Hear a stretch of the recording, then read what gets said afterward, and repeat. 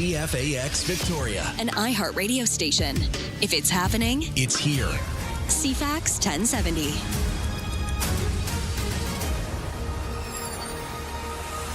Good morning, 6 a.m. on Tuesday, July the 21st. Steve Young in for Ryan Price this week. A heat warning in effect for a good portion of Vancouver Island today. Time for CFAX 1070 News. Here's Lisa Best. Thanks, Stephen. Good morning. Conservation officers sharing details on a wildlife encounter up island last weekend. 2 hikers with off-leash dogs were using trails near Bevan wetlands near Cumberland on Sunday afternoon. While attempting to recall the dogs from dense bush, the hikers instead found a black bear family. One hiker was injured by an adult bear. That person later released from hospital. Conservation investigators determined the bear acted in self-defense, so they will not be searching for or capturing them. Warning signs have now been posted along the trail to warn humans. Conservation officers will continue to monitor bear activity in the area, and also a good idea to keep your dog leashed while in wild areas. Steve's right. We're in for a yellow heat warning over the next few days. We got the temperature soaring to, if it's not reaching 30, will feel like 30 in parts of Vancouver Island, including Greater Victoria. Environment in Canada, Climate Change Canada, says the warning is in effect for a wide swath of east and inland Vancouver Island. The skirting area around by the ocean is not under the warning. Of course, the ocean acts like a big air conditioner for us, so keeping us a little cooler. On the BC wildfire update, 87 active fires currently this morning, 32 considered out of control province-wide. There's been 6 new starts in the last 24 hours, but none of those, luckily, on Vancouver Island to date. We're doing quite well with fires. The Thompson-Nicola Regional District issuing an evacuation order for the Downing Provincial Park, about 18 kilometers southwest of Clinton. That order includes the park's campground. The same fire prompting the district to issue an alert for 38 addresses, meaning residents should be preparing to evacuate if necessary. The BC Wildfire Service also says the so-called Pear Lake wildfire is burning out of control. It's about 30 hectares in size right now. From fire to water, Marineland has begun relocating its whales and yesterday shipped 6 belugas to 2 aquariums in the U.S. It's a complex process. The close in Niagara Falls tourist attraction calls a major milestone that has taken months to sort out for them. Andrew Burns is Marineland's external legal counsel. He calls the move unprecedented. This has required the sudden and critical attention of all of the leading marine mammal aquariums on the planet, and a complex coordinated response involving dozens and dozens of people. Burns says that all 6 whales would travel on one plane on a flight expected to last an hour at the most, the first stop Chicago, then a longer jaunt to Texas. Ontario Premier Doug Ford says he's frustrated listening to Donald Trump's tariff threats to Canada over wildfire smoke. The American president recently told reporters that the fires are poisoning the air in the U.S., that maybe Canada should pay for damages or face more tariffs by the U.S. More to come on that in a moment. Ford calls the remarks a bunch of rubbish. Maybe President Trump would offer his closest allies and friends some support rather than sit there and threaten tariffs. Well, here we are, though. The U.S. president has slapped an additional 50% tariff on certain products from Canada. The White House says the tariffs are a punishment for Canada's, quote, discriminatory treatment of American cars, alcohol, and dairy. The list of affected Canadian products is wide-ranging. Dairy products, alcohol, and honey, along with a range of other grocery items. Also construction materials, clothing, furniture, and electronics. Prime Minister Mark Carney says the tariffs violate the free trade agreement between the U.S., Mexico, and Canada. Today, the Trump administration will be on the Hill in the U.S. defending a request for nearly $70 billion to pay for the ongoing war against Iran. The war that was expected to last week, of course, has dragged on for months. Expected also to be asked about the fatalities in the war. The U.S. president issuing a warning to Iran following the deaths of 3 American service members over the weekend. Trump says every time Iran kills an American soldier, they will pay for that killing many times over. With traffic in the Strait of Hormuz already slowing to a crawl, cutting off the Red Sea could cause oil prices to spike even further, and gas prices now more than $4 a gallon as well. This as overnight the U.S. launching the 10th straight night of strikes on Iran, while Iran launches strikes far beyond its borders. Maybe connected, maybe not, but the local price of gas, the regular at the pumps, the liter, at some petrocans, it's jumped to $2.05 a liter this morning. That's your news to 6:05.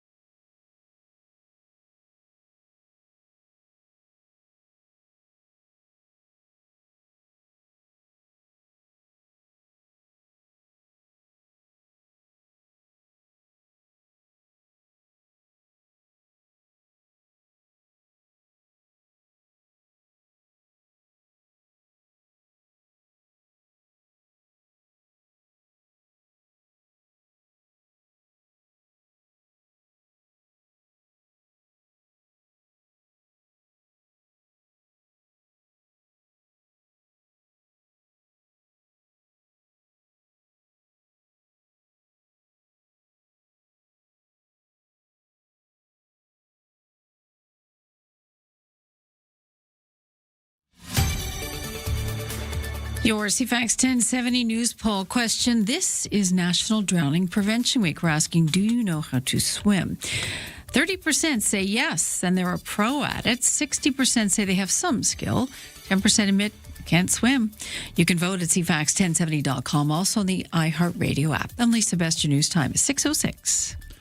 Thank you, Lisa. Weather forecast for Greater Victoria for today. We have that heat warning for a good portion of the island, but not Victoria and anywhere real close to the water. But for the rest of you, it's going to get hot today. Clearing early this morning, then hazy. Winds light, except west 30 near the Juan de Fuca Strait late this afternoon. A high near 27. It'll be 22 where the winds blow on shore. Humidex is going to make it feel like 31. The UV index is at 9, or very high. A few clouds tonight and hazy with a low near 15. Mainly sunny tomorrow. Hazy again with a high near 28. The outlook for Thursday, cloudy with a 30% chance of showers and a high near 22. Right now, it's 13 degrees. In sports today, it's looking more and more like the Blue Jays may be sellers at the trade deadline. The Jays, who were dominant at home last season, lost another one at Skydome, 7-1 to Tampa Bay last night. They take on the Rays again this evening. Meanwhile, the Mariners blanked Cincinnati 8-0 in Seattle last night. The Victoria Harbor Cats opened a 3-game set with their brothers up the Malahat in Nanaimo tonight. That's a 6:35 first pitch in Nanaimo. The Junior A lacrosse playoffs continue today in Colwood. The Shamrocks hosting Port Coquitlam. That's a 5 o'clock start. Series is tied at a game apiece. The WNBA has reached the All-Star break. Toronto fell 109-83 to Vegas last night. And Spain's World Cup winning soccer team returned home to an estimated crowd of 2 million people.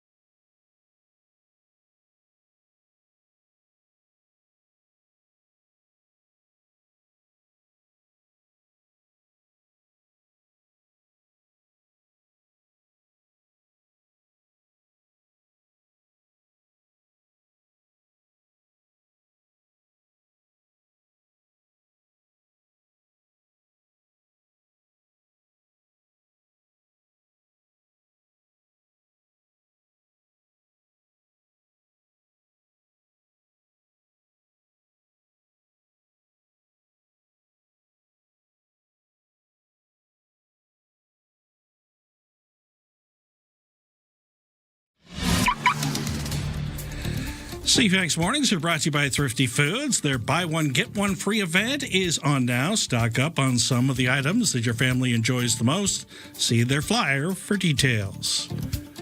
On the highways, I see no delays at all so far this morning, although there is a notice in View Royal that construction paving is impending starting today, but it sounds like it's going to start at 10 o'clock. So if you're headed around Island Highway, just take a note of that sign. I went by it and tried to register, but it's 4:30 in the morning and it didn't register. So anyway, I saw something, not sure what it's meant, but if you see something or you've observed the sign correctly, let me know. By the way, I appreciate the lady I have seen every day coming into work at 4:15 in the morning, walking her dog on Whale Road. I really, you just let me know that there's more humanity out there, and it's not just me at 4 o'clock in the morning. Much appreciated.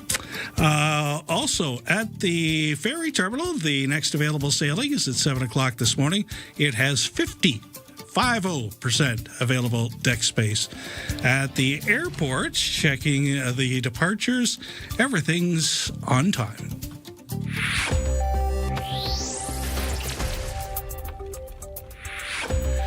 Here's your business and consumer news.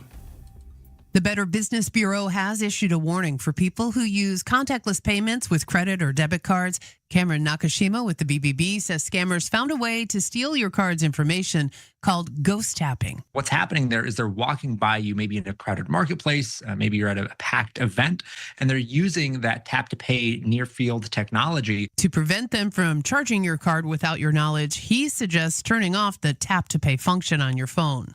Using an RFID blocking wallet, or there's little sleeves you can put your cards in. And with your phone, you can actually just turn off tap to pay when you know that you're going into one of those crowded areas. Data from the USDA showing over 4 million Americans did lose SNAP food benefits as a result of the expanded work requirements passed by Republicans in Congress a year ago. One Oregon Congresswoman, Andrea Salinas, says low-income Americans are paying the price. Why did Mr. Trump do this? To give tax cuts to his billionaire buddies. While the cost of healthcare and groceries skyrocket, families are losing the support they need to put food on the dinner table and pay their bills. Some lawmakers say the requirement is for adults without children who have the ability to work. And Costco isn't just about the hot dog anymore. They've added a new item to their food court. More details from Mark Mayfield. The retail giant now offers chicken strips along with its other popular food court items. According to Costco, a single order includes 5 large chicken breast strips and a container of dipping sauce for $6.99. The item was tested in stores earlier this year and is now being served at Costco warehouses nationally. New York and New Jersey have some of the most expensive movie ticket prices. An analysis from CableTV.com shows the average movie ticket costs $16.30 across the nation, but New York has got that beat with the average ticket priced at $25.24. In New Jersey, you'll spend an average of $18.49 on a ticket. Meantime, Arizona still has the lowest average ticket price at $12.73. I'm Monica Nelson with your consumer and business news. Don't attempt your morning commute without us. Ryan and Lisa, mornings on CFAX 1070. 6:13 here on CFAX 1070. Steve and Lisa joining you today. A little bit of a heat morning out there. We do have a heat warning because we have 3 to 4 days of elevated heat across Vancouver Island.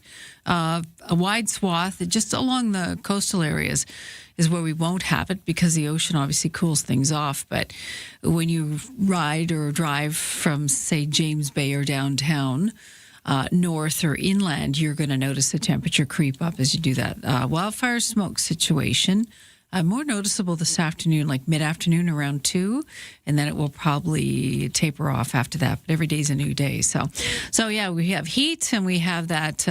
It makes for a pretty sunset, but I did notice in the air yesterday there was that it's kind of like a wasabi feeling in your sinuses when the PM2.5 smoke starts to infiltrate our atmosphere. People with lung problems usually feel it first. So if you noticed, that's what that is. Yeah, just be careful out there. The hydration is a big deal. Yeah. Well, the staying warm. I always find here on the island, and you and I both come from Ontario. We live there anyway. The heat hits differently here. 25 here is hot, whereas 25 in Ontario is just a nice spring day. It's very strange. Probably the humidity, but I just noticed the heat hits different. I know when it's going to be, say, 23, it's going to feel a lot warmer than I expect it to.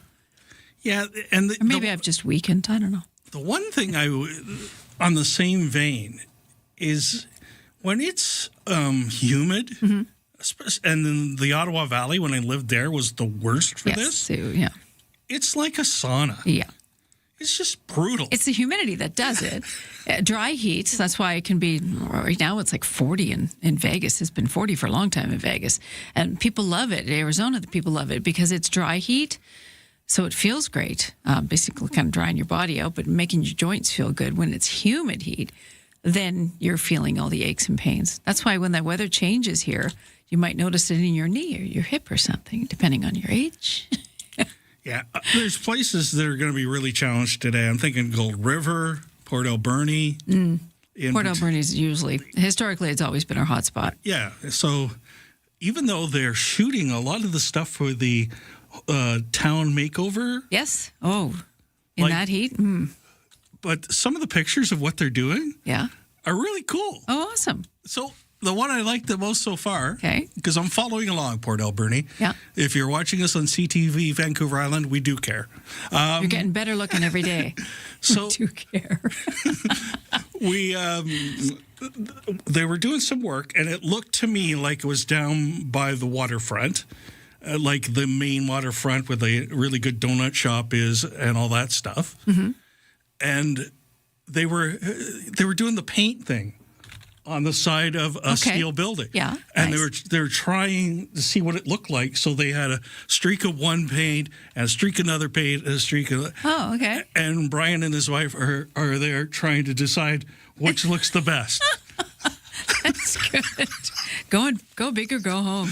I just think, like, the attention to detail is appreciated. Oh, 100%. And I kind of liked it. You're taking time. Yes. Taking time for the community. By the way, the paint will not have any problem drying today. Do you know they're high today? I'm guessing 35. You're close, 36. And tomorrow. And then Thursday and Friday are a little cooler at 29. That's Port Alberni. Nanaimo, 32 high today. Duncan, 32. You know what Port Alberni has going for it, though? What? Sprout Lake there. Right. You can jump in the lake. And they have so many little beautiful lakes and streams. Little nooks and crannies. And places you can just plop yourself in the water and say, But this is Knowing How to Swim Week. Right. National Safety on the Water Week. I put the puck in front and you picked it up. Right. So with that, I learned yesterday the difference between a life jacket and a personal flotation device. I did not know that. A personal flotation device just helps with buoyancy. Life jacket is going to keep your head out of the water. If you were to hit your head and pass out for some reason, it's going to turn you the right way so you continue breathing. It's always a nice thing. Absolutely. So, yeah, just be careful of whatever body lake you're deciding to jump into. And if it's the ocean, dip your toe and walk in slowly. Don't jump. And remember today, when somebody tells you to go jump in the lake, it's a compliment. 6:18 here on CFAX 1070. Here's Lisa with your news headlines. Yes, good morning. It's hot, and BC Hydro says power usage this week could hit highest levels. Even in the summer's warm temperatures persist across the province. The power utility says consumption this week could range from 8,200 to 8,800 megawatts, depending on how warm it actually gets. Environment Canada has also already issued those heat warnings into the Sunshine Coast, Whistler, of course, parts, a large swath of inland Vancouver Island, and the north central BC coast to highs reaching 33 degrees in some areas. But of course, as we just mentioned, Port Alberni is looking for a high of 36 today and tomorrow, and then 32 Thursday, Friday. So cooking all week. Current all-time peak summer usage of 8,600 megawatts was recorded last August, although BC Hydro says that remains well below peak usage levels in the wintertime. The union representing nurses in this province say the number of reported cases of intimidation and coercion from management has risen to more than 5,200 since the job action began earlier this month. The nurses union held a rally in front of the Kelowna General Hospital yesterday, calling for an end to the alleged intimidation tactics by the Regional Health Authority. A similar rally also took place last week in Prince George. This is immediate talks between the nurses and their employers are adjourned until later today. Employers have said that they're not directing employees to work outside of their roles and obligations, but of course, there is two sides to each story. And an effort to recall Vancouver Kilchena MLA Dallas Brody has failed. Elections BC says proponents of the recall campaign submitted just under 3,700 signatures, whereas they needed a threshold of more than 15,000.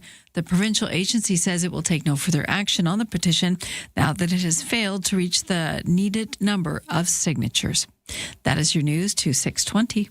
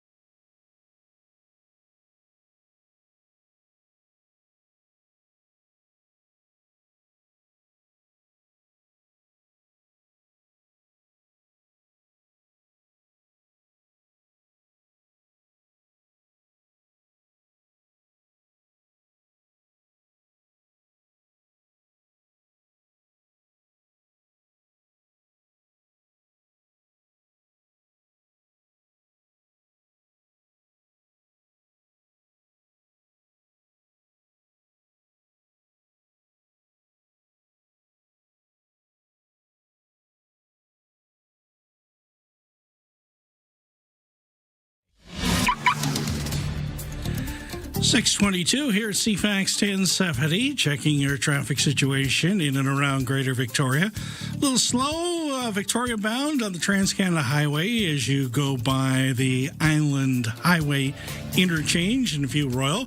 Picks right back up after that. A little congested on Veterans Memorial Parkway as you approach the Trans-Canada. I see no other delays to speak of. 47% available deck space on the 7 o'clock sailing out of Swartz Bay from the mainland. Throughout the day, there are the only sailing that's going to be a little tight for you is the 4 o'clock. It just has 4% available deck space as of now, so you might want to try and work around that 4 o'clock sailing. Thanks for starting your day with us. Ryan and Lisa, mornings on CFAX 1070. Well, another day, another thread about tariffs. Oh, yes. Honey. Yeah, I don't know why honey. Well, Is this something to do with the kind of thing against bees or what? I actually had to look this up because I'm saying, honey? So why? honey's being tariffed 50%? Yes. Okay. So by the U.S. It turns out that the U.S. imports a great portion of its honey from Canada. I thought they grew it. And this is a measure to help beekeepers across the United States.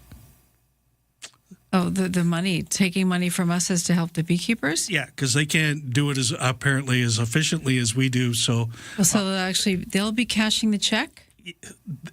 They stand to benefit is probably the best way to put Hopefully. it. Yes. That would be good, actually, if the money actually went to them. Yeah, I have no doubt that it won't. Anyway, then we have hockey sticks. What? Yes.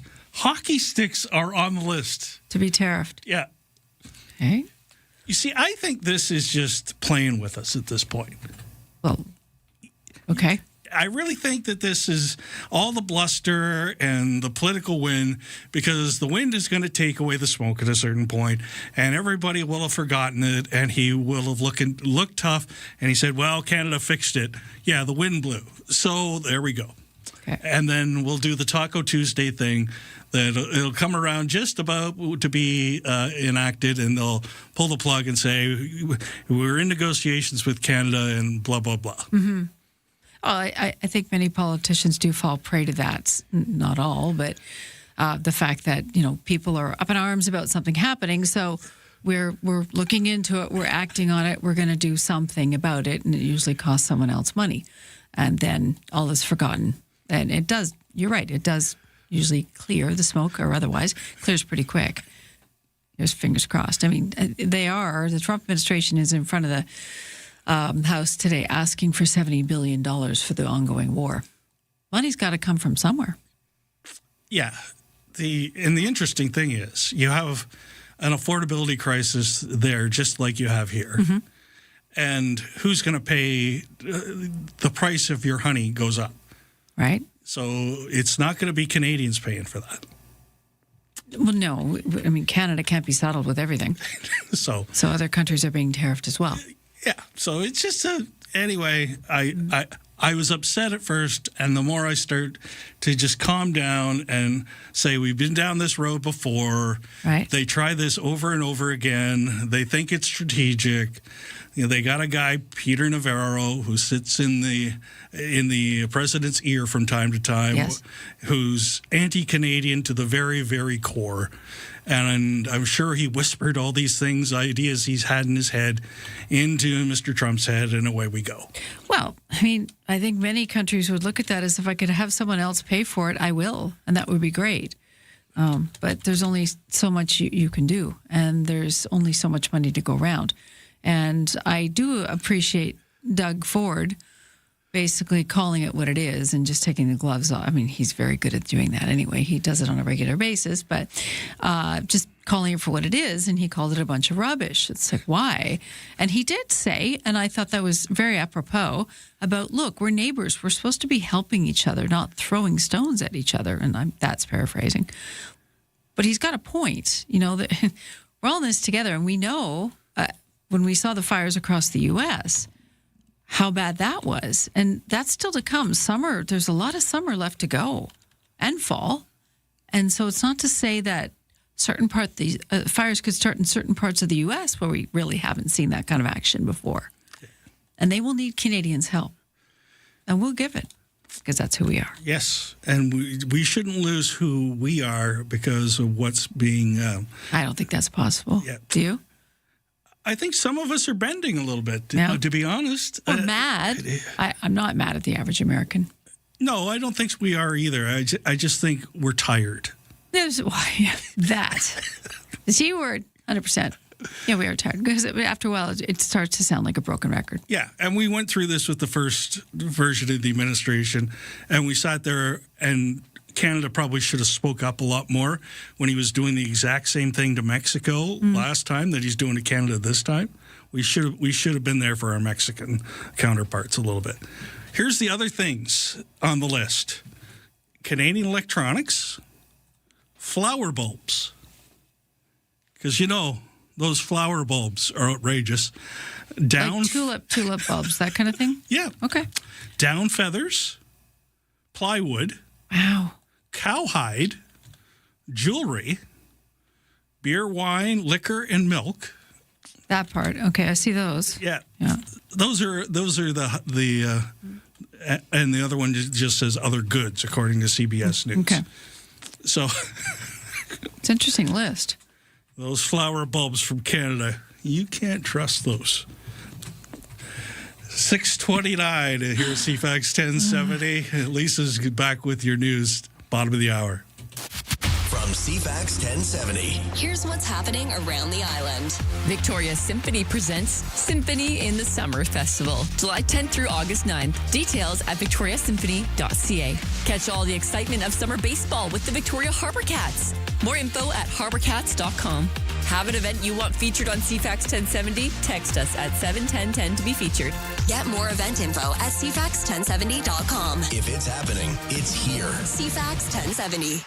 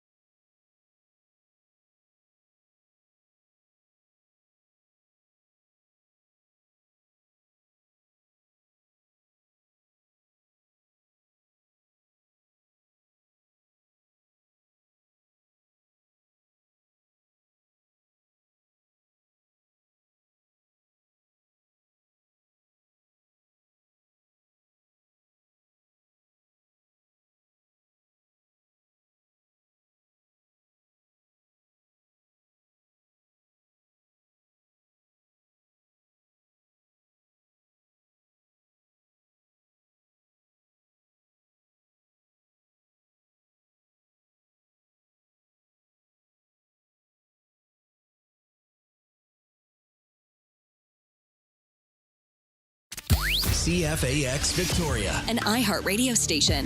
If it's happening, It's here. CFAX 1070. Good morning, Vancouver Island. It's 6:31 on Tuesday, July the 21st. Steve in for Ryan. A heat warning in effect for a good portion of the island today. Time for CFAX 1070 News. Here's Lisa Best. What exactly does that mean now? Yellow heat warning, east, inland Vancouver Island. It's just sort of the coastal areas that won't be affected, but Port Alberni expected to reach 36 Celsius today and tomorrow. Nanaimo, Duncan, 32. Victoria, 28 today and 27 tomorrow. So we are warm, and it could get warmer through the week. BC Hydro says the power usage this week could hit its highest levels ever for the summer as the warm temperatures persist. The power utility says consumption this week could range from 8,200 to 8,800 megawatts, depending on how warm it actually gets. Environment Canada also issuing that heat warnings into the Fraser Valley, Howe Sound, Sunshine Coast, Whistler, and the North and Central BC coast. The current all-time peak summer usage of 8,600 megawatts was recorded last August, although BC Hydro says well below peak usage levels continue throughout the winter months. Domestic trade and major infrastructure projects are expected to be high in the agenda. Canada's premiers are convening in Prince Edward Island today. The annual meeting of provincial and territorial leaders runs in Charlottetown until Wednesday, ahead of a Thursday meeting between the premiers and Prime Minister Mark Carney. Trade barriers and major projects are expected to be a big focus as leaders look for ways to shield Canada's economy from global instability. Dalhousie University political scientist Laurie Turnbull says Carney has struck major project deals with large provinces, and these meetings may be a chance for premiers from smaller jurisdictions to push the PM for similar support. Karen Rebo, The Canadian Press. The federal government says it's referring the Robert Banks Terminal 2 expansion to the Major Projects Office for potential fast-tracking. The expansion would see the container volumes increase dramatically, and the BC city of Delta, where it's located, has a long-standing concern over port-based crime. The city tapped former RCMP Commissioner Peter German to produce a report on port policing in 2023. He says the issue raised in that report remains unresolved. I don't think anything has changed that would cause me to alter the recommendations, which really was concern for contraband coming in and going out, the lack of port police, and limited security clearances considering the number of employees. So the various issues that we highlighted, I suspect they are still there. Delta Mayor George Harvey says ports elsewhere in the world have adopted technologies that scan container traffic without slowing down operations, but Canada's ports have not kept pace with that. Ottawa widely expecting to announce today it will join a next-generation fighter jet program currently run by the UK, Japan, and Italy. Canada is expected to join the International Fighter Jet program as an observer, gaining access to sensitive information without becoming a full participant. Defense Minister David McGuinty will announce the move today in the United Kingdom. The partnership between Britain, Italy, and Japan aims to replace Japan's F-2 jets and Eurofighter Typhoons. Experts say questions remain about whether Canada could eventually join and under what terms. Meanwhile, Ottawa's review of its F-35 purchase continues after more than a year amid ongoing trade tensions with the United States. David Augustine, The Canadian Press. And whales taking flight. Marineland is relocating whales, shipping 6 belugas to aquariums in the U.S. in what the park calls a major milestone in a complex process that's been months in the making. Andrew Burns is Marineland's external legal counsel. He says the whales' safety and comfort has been their top priority. Everyone has a view, everyone has an opinion, and everyone has emotions, but I have always tried to focus on the whales themselves. What matters here is the health and wellness of those animals. This after the closed Niagara Falls tourist attraction became an international headline. The officials there had threatened to euthanize all the belugas if they didn't receive emergency funds from Ottawa. That's your news at 6:35.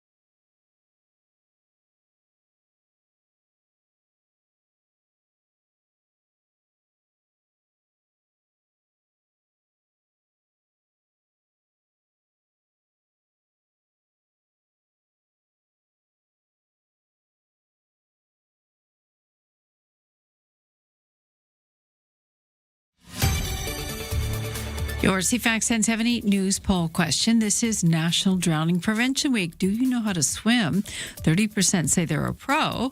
60% have some skill. 10% say, nope, not on the water, can't do it. You can vote at CFAX1070.com. Also, the iHeartRadio app. I'm Lisa Best, your news time, 6:37. Remember yesterday when... Maybe. It's all kind of a blur. I know. But continue. You're used to somebody who's calm, cool, collected, and doesn't say silly things. Yesterday, I said, wow, it's been really quiet on Highway 14. Well, that's a bad idea. You can't say that. I know. Because as soon as you say, so there's a thing in news, maybe you know this, maybe you don't. As soon as, in this business, as soon as you say it's kind of quiet in news, something erupts. And it happens every time. So back to Highway 14? So basically, you got some kind of an accident. And that's looking like a long red line there, Stevie. Yeah, it basically starts almost at the roundabout downtown. And it basically is slow all the way back to the Stickleback Oceanfront Cider and Tap House. Oh, okay. So if you're heading in from Souk this morning and wondering, Steve, what's going on? It looks like there is an accident and it is backing things up significantly. And as we all know, there's really not a good alternate route to get around it. You got the Souk River, is something you got to get over. It's just... So we had a listener saying it's at Sunny Shores. Is that right? It looks like it, yes. Right at Sunny Shores. So they're saying the site is now cleared. Fire and police on site, but there is a backlog. Okay. Yes. Thank you. That's better information than when I was going on. So this from a few minutes ago. So thank you, Charlotte, for sending that to us. If you have an update on that, it'd be good because sometimes it's not in real time on the maps. Like to know the people because that's really the only way to get around there. Yeah, there's no alternate route. So give yourself extra time today, or if you can wait to go in and go in a little later. Yeah, it looks like they're moving it off, but there's still a backlog. Yeah. Souk Road. So I know how much your traffic means to you folks. So if I see something like that, I put it on. Even though I'm supposed to be talking about the weather, and that's a story in its own. We've got a heat advisory in effect for most of the island. Clearing this morning, hazy. Winds will be light, except west 30 near the Juan de Fuca Strait this afternoon. Victoria's high 27. That compares to 36 in Port Alberni. Humidex here is going to be 31. A few clouds tonight. Hazy with a low near 15. Mainly sunny, hazy once again. Another hot day with a high near 28. Right now in downtown Victoria, it's 13 degrees. In sports, Blue Jays lost again last night. It's not going well, folks. 7-1 to the Rays. Meanwhile, those two teams meet again this evening. The Mariners, though, had a good day. They blanked Cincinnati 8-0 in Seattle last night. This is an interesting story. A Canadian researcher is helping soccer players navigate pregnancy without leaving the game. University of Alberta professor Margie Davenport helped create new FIFA decision guides for pregnant and postpartum athletes. The guides help players assess their health, including mental and pelvic health and fear of movement before planning training. Players can use the guides with their doctors, coaches, and support staff to safely modify their training sessions. Davenport says the guides avoid fixed timelines because pregnancy and postpartum recovery can change from day to day. She's now working with 5 other sports federations, including the Women's Tennis Association, to adapt the guides for other sports. Karen Rebo, The Canadian Press. Junior A lacrosse playoffs continue today in Colwood. 5 o'clock start as the Shamrocks host Port Coquitlam. The series all tied at a game apiece.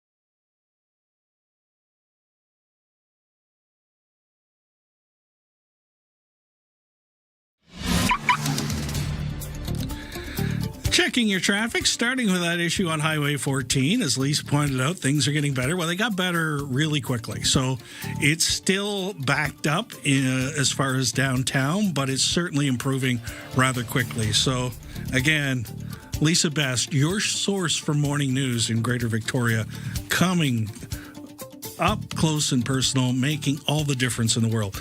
Trans-Canada Victoria bound southbound is slow from Thetis Lake. You get past the View Royal exit, and then it improves before you get to the hospital. Looks like we have a fender bender close to Uptown on the Trans-Canada Highway. It's actually at the corner of Interurban and by the Tillicum Center. So by that exit, things are starting to back up there as well. So traffic might be a little more of an adventure today than it was yesterday, as a lot of people work the 2 or 3 days a week downtown now, and I think that's probably what we're observing in action.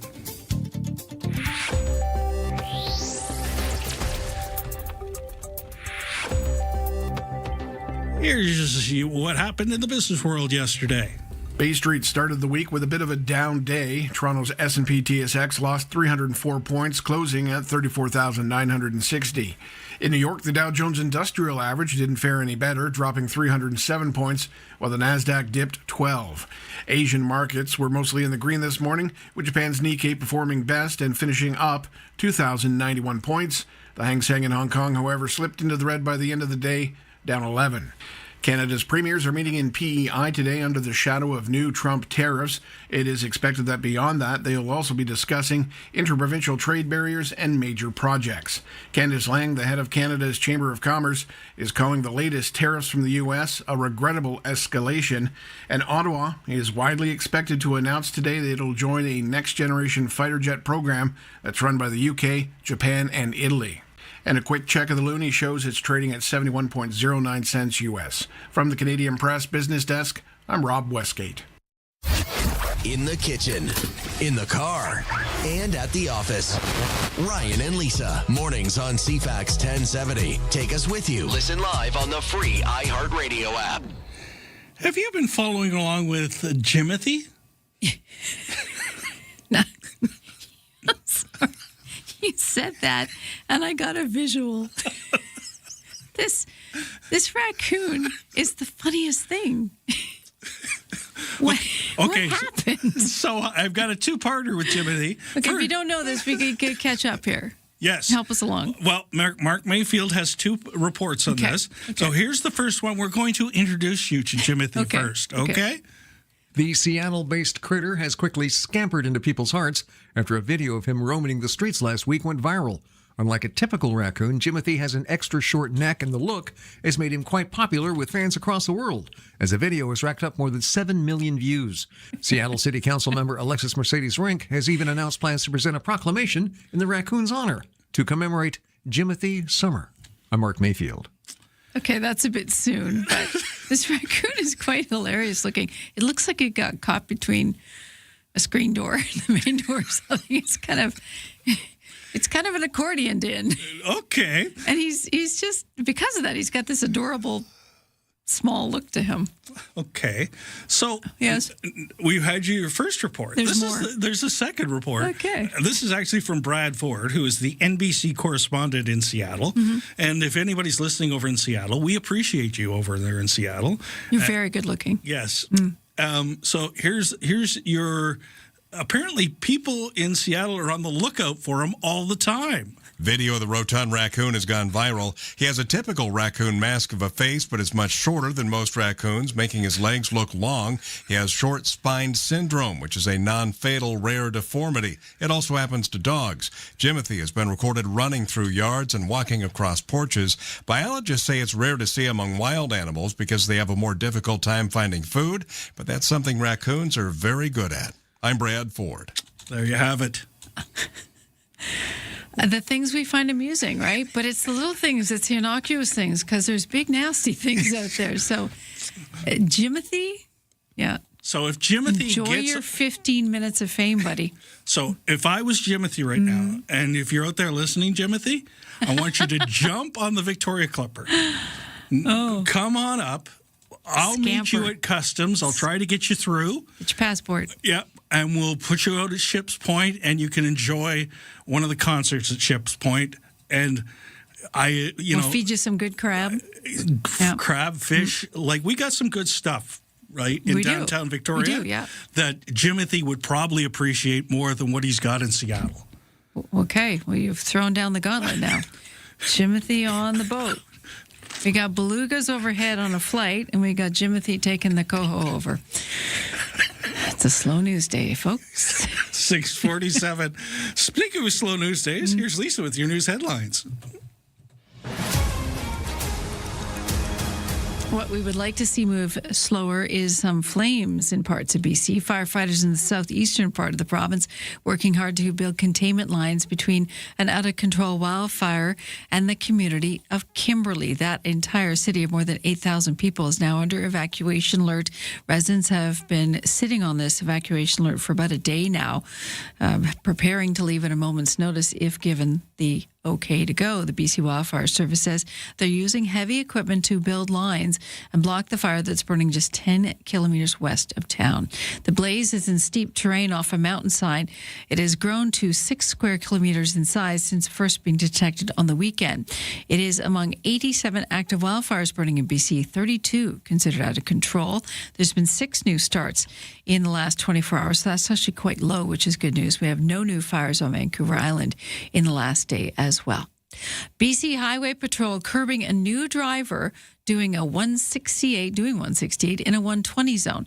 It was on the Coquihalla earlier this month. The officer stopped the new Honda Pilot on July 11th. The driver, a 21-year-old Williams Lake woman, only had a learner's license, and there was 5 people on board. $368 excessive speed fine, coupled with the cost of the tow truck, 7-day impound, and at least 3 years of high-risk driver premiums, bringing her total bill close to $2,500.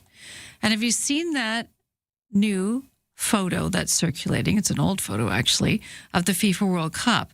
Topps Trading Card says that photo of Argentina's Lionel Messi holding Spain's Lamine Yamal as an infant will be issued as a one-of-one Stadium Club card. Messi was photographed with Yamal as part of the photo shoot for UNICEF while he was playing years ago in Barcelona. The current Inter Miami star met the now 19-year-old future face of soccer in Sunday's World Cup final. This photo's crazy. The baby's having a bath, and mom is in the shot too. These photos, you got to check it out. But a trading card, why not? More money for soccer. That's your news to 6:50. From CFAX 1070. Here's what's happening around the island. Victoria Symphony presents Symphony in the Summer Festival, July 10th through August 9th. Details at victoriasymphony.ca. Catch all the excitement of summer baseball with the Victoria Harbour Cats. More info at harbourcats.com. Have an event you want featured on CFAX 1070? Text us at 71010 to be featured. Get more event info at CFAX1070.com. If it's happening, it's here. CFAX 1070.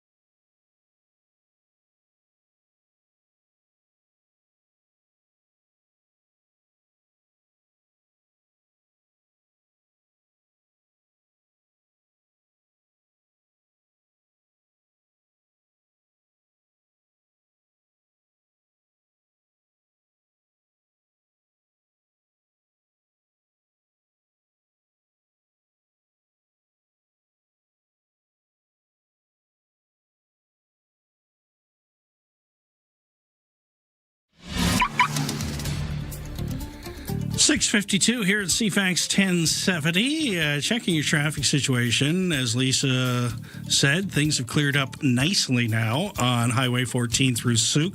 You'd never know there was an accident earlier on, so that's great news. It's a little congestion as you get to West Shore Parkway on Highway 14. I'm guessing that's the residue. All the people that had to stop earlier now got to the West Shore Parkway approximately the same time, and I think that'll clear up on its own rather quickly. We also have the Trans-Canada getting slower after that little fender bender we mentioned earlier. So Trans-Canada starts to get slow just before you get to Thetis Lake Park, Victoria bound.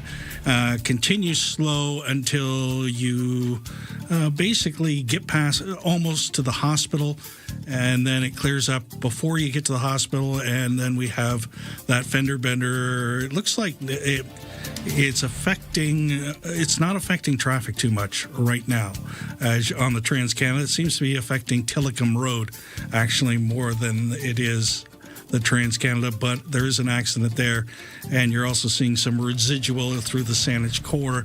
A little busy as you get towards Finlayson in particular.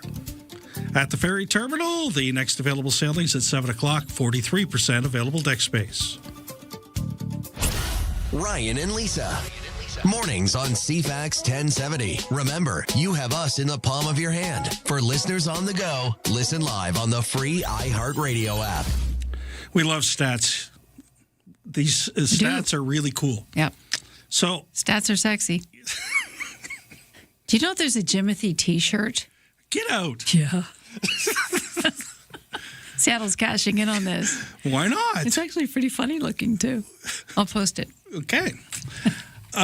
So they did stats on the policing at the World Cup in Vancouver. Okay, who behaved themselves and who didn't? Right. So Interesting. This encompasses June 11th to July 13th, and the numbers were provided by Vancouver Police on Monday. Okay. How many police do you think were deployed each game day? I would like to say a lot, which is a real ballpark, but they're giving the numbers afterwards because I tried to find out beforehand, and everyone was very tight-lipped about it. Understandably, why? For each game? Yes. For the city? Yeah. 1,500? Close, 1,300. Oh, okay. I was just taking a stab at it. Okay. There were 40 criminal code arrests over that time. So, probably better than we expected. Breach of peace arrests, 109 of those. Okay. In layman's terms, what does that mean? Disturbing the peace. Sketchy? Yeah, okay. Yeah. Okay. Public intoxication arrests. I expect that would be high. 48. Not as high as I expected. Wow. Double digits only. Yeah, okay. Yeah. So everybody behaved themselves. I'm seeing that so far. Total arrests in the Granville Entertainment District. Okay. 177. So that's where they had this. That's where they had the streets blocked off. Remember? Right. And there was total arrests. Okay. So I actually observed a couple of those the day I was over there. Arrests? Yes. Okay. Because they had the police on horseback, and they were taking care of a situation. And what was the situation? I didn't ascertain, but there was a certain individual they were interested in.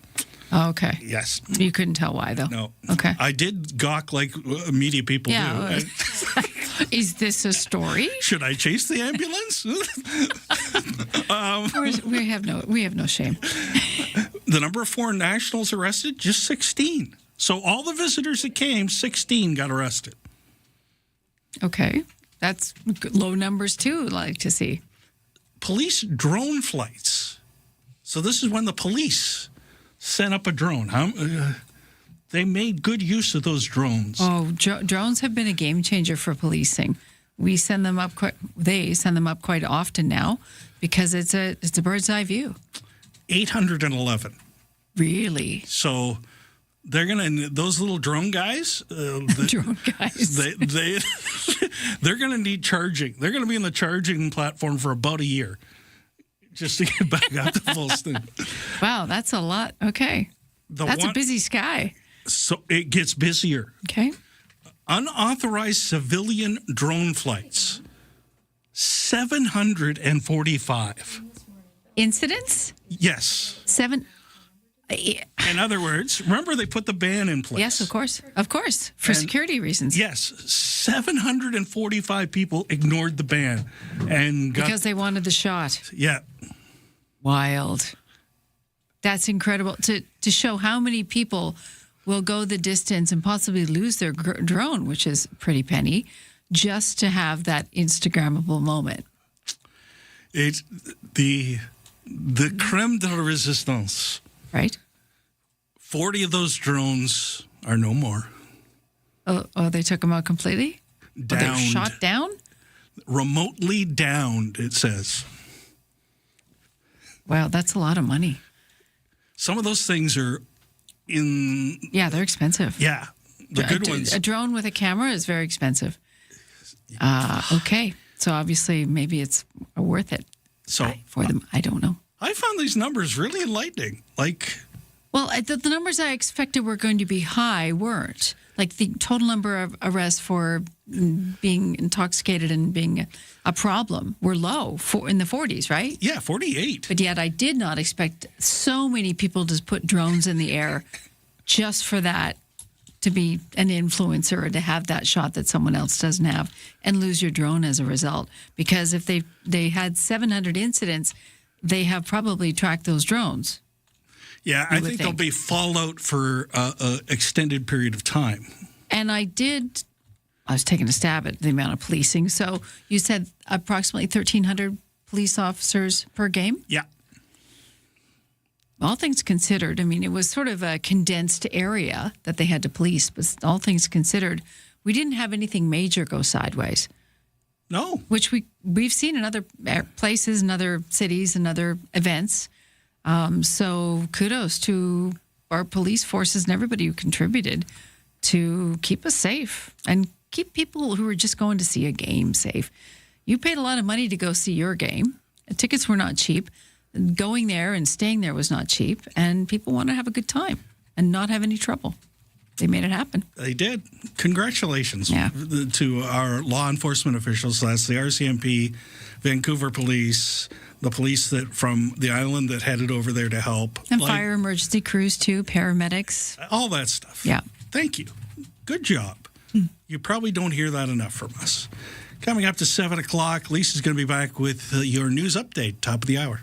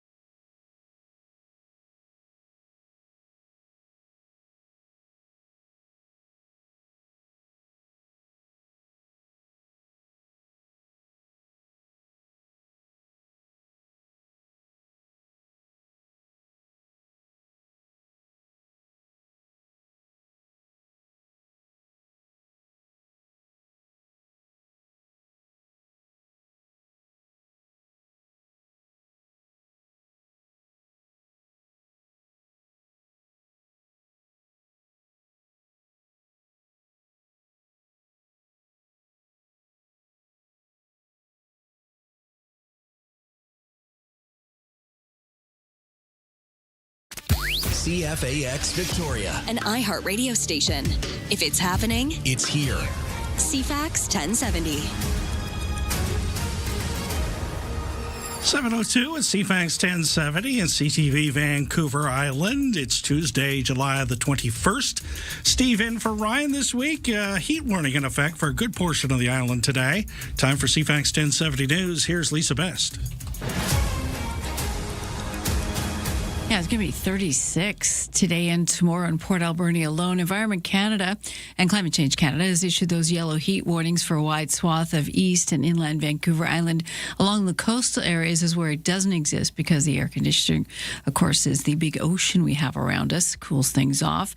The BC wildfire update has chilled a little, less than 100 active wildfires. We are down to 87 active wildfires, 32 still considered under control, though, including that one that is encroaching on Kimberley. We have 6 new starts in the last 24 hours and no new fires at this point on Vancouver Island, so that's a bit of good news. The Thompson-Nicola Regional District issued an evacuation order for Downing Provincial Park, which is about 18 kilometers southwest of Clinton. That order includes the park campground. The same fire prompted the district to issue an alert for 38 addresses in the area. BC Wildfire Service says the so-called Pear Lake wildfire is burning out of control. It's about 30 hectares in size in that region. Fires in politics. Ontario Premier Doug Ford says he's frustrated listening to Donald Trump's terror threats to Canada over smoke. The American president recently told reporters that the fires are poisoning U.S. air and that maybe Canada should pay damages or face even more tariffs.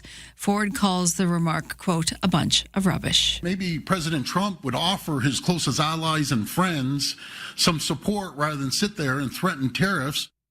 Ford pointed out that Times of Canada sent help to the U.S. in the aftermath of Hurricane Helene in 2024, and of course helped out during last year's wildfires in California that took down parts of Palisades. Now, the U.S. president again at it, slapping an additional 50% tariff on very specific goods and products made in Canada. The president now reigniting his trade war with one of America's largest trading partners. Now, the White House says these are meant as punishment in response to Canada's retaliatory tariffs on American products like cars and alcohol. A senior administration official saying this is meant to hold Canada accountable. So these tit-for-tat tariffs continue, but these new Trump tariffs won't go into effect for another 30 days.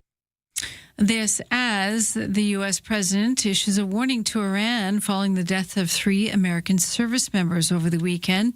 Trump says every time Iran kills an American soldier, they'll pay for the killing as many times over. The administration is requesting nearly $70 billion to pay for this war, and Secretary Hegseth and the Joint Chiefs Chairman will be on the Hill to defend that request. They will also likely be asked about the injuries and fatalities. And on the road, another recall. This one involves Ford products. The National Highway Traffic Safety Administration says the switch for the easy entry, second row outer seats on certain Ford and Lincoln SUVs may stick. That could cause the seats to unlatch, tip, or slide unexpectedly, and it could possibly cause injuries. Included in the recall are 2020 through 26 Ford Explorers and 2020 through 27 Lincoln Aviators. The automaker will notify owners this month and again in January, telling them to take their vehicles to the dealer for a free repair. I'm Daria Albinger. That's your news to 7:05.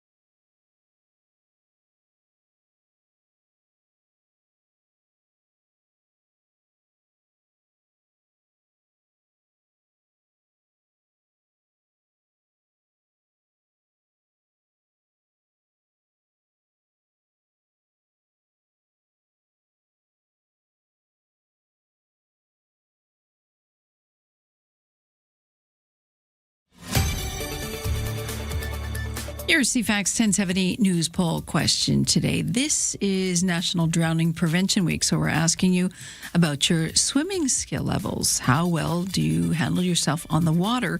30% say they're a pro. in the waves. 61% have some skill. 9% say they can't swim. You can vote at CFAX1070.com. Also on the iHeartRadio app. I'm Lisa Best, your news time, 7:07. CFAX Mornings are brought to you by Thrifty Foods. Their buy one, get one free event is on sale now. Stock up on some of the items your family enjoys the most. See their flyer for details. Your weather forecast for Greater Victoria, clearing early this morning. It's going to be hazy out there. Humidex going to make it feel like 31 here in Victoria. Up Island, especially Port Alberni and Nanaimo, it's going to feel a lot hotter than that. The actual regular temperature getting up into the 30s, mid-30s. A few clouds tonight and hazy, a low near 15. Mainly sunny tomorrow. Hazy once again, a high near 28. Cloudy with a 30% chance of showers on Thursday with a high near 22. Right now in downtown Victoria, it's sitting at 14 degrees. The Blue Jays lose again. Remember last year? They were so good at home. Well, not this year. 7-1 the final from Skydome last night. Tampa Bay winning it. They'll take on the Rays again this evening. The Mariners will take on the Reds again tonight in Seattle. Seattle blanking Cincinnati 8-0 last night. Harbor Cats open a 3-game set with their brothers up the Malahat in Nanaimo tonight. That's a 6:35 first pitch. The Junior A Lacrosse playoffs continue today in Colwood. The Shamrocks hosting Port Coquitlam. That's a 5 o'clock start. The series tied at a game apiece. The NBA has reached the All-Star break. Toronto fell 109-83 to Vegas last night, and Spain's World Cup winning soccer team returned home. The crowd to greet them, a mere 2 million people or so.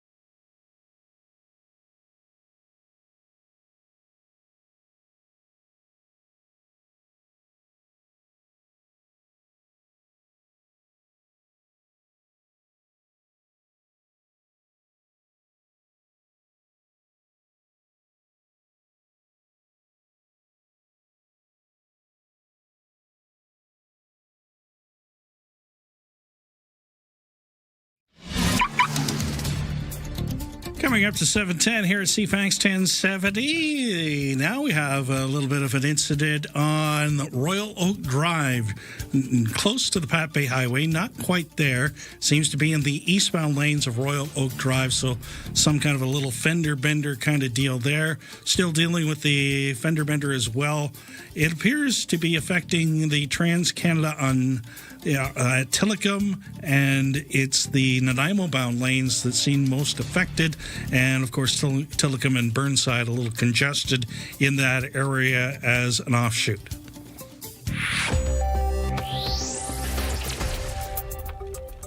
On the markets, TSX up 95 points at 35,055. Dow Jones up 77 at 51,916. NASDAQ up 195 at 25,703. And the Canadian dollar down 7 basis points at 71 cents U.S. Ryan and Lisa, mornings on CFAX 1070. Oversleepers, catch all the highlights on the latest audio podcast at CFAX1070.com and on the free iHeartRadio app. Have you ever thought, Lisa, about what you would do when you turn 105? It's my long game, but no. See, if I was 105... Yeah. First of all, I couldn't believe that would happen. Right? It's kind of like when you're young and you say, I'm 4 3/4, or I'm this and that. When you get to that age, it becomes bragging rights again. In the middle, we try to ignore it and go, oh, I'm 30-something, or I'm 40-something, or I'm 50-ish. But then when we get older, we do that again. And at 105, you're like, I'm 105 in 3 days. Because you're just so excited to be here, the same way a child is. So I bring this up because there's a story. Shocker. Steve does go down deep into the weeds to find this We stuff. like weeds. Bring on the weeds. So if I had my sanity and all those things, I'd just be If looking you were for, lucid, yeah. I'd be looking for an angel food cake. That's about it. Something soft you could chew. Exactly. That you can eat. There's different styles of eating for things like angel food cakes. Of course. But this guy turned 105 in Rochester, New York over the weekend. Mm-hmm. And you're never too old to live out your dreams, even when those dreams involve jumping out of a plane. A 105-year-old Navy veteran in the Rochester, New York area ticked an item off his bucket list over the weekend, skydiving out of a plane. Spurgeon Butch Carlson did a tandem jump Sunday afternoon for his birthday. Last year, for his 104th, he did his first horseback ride with his 99-year-old brother. Well, his name is Butch, okay? So I got to give him props for that.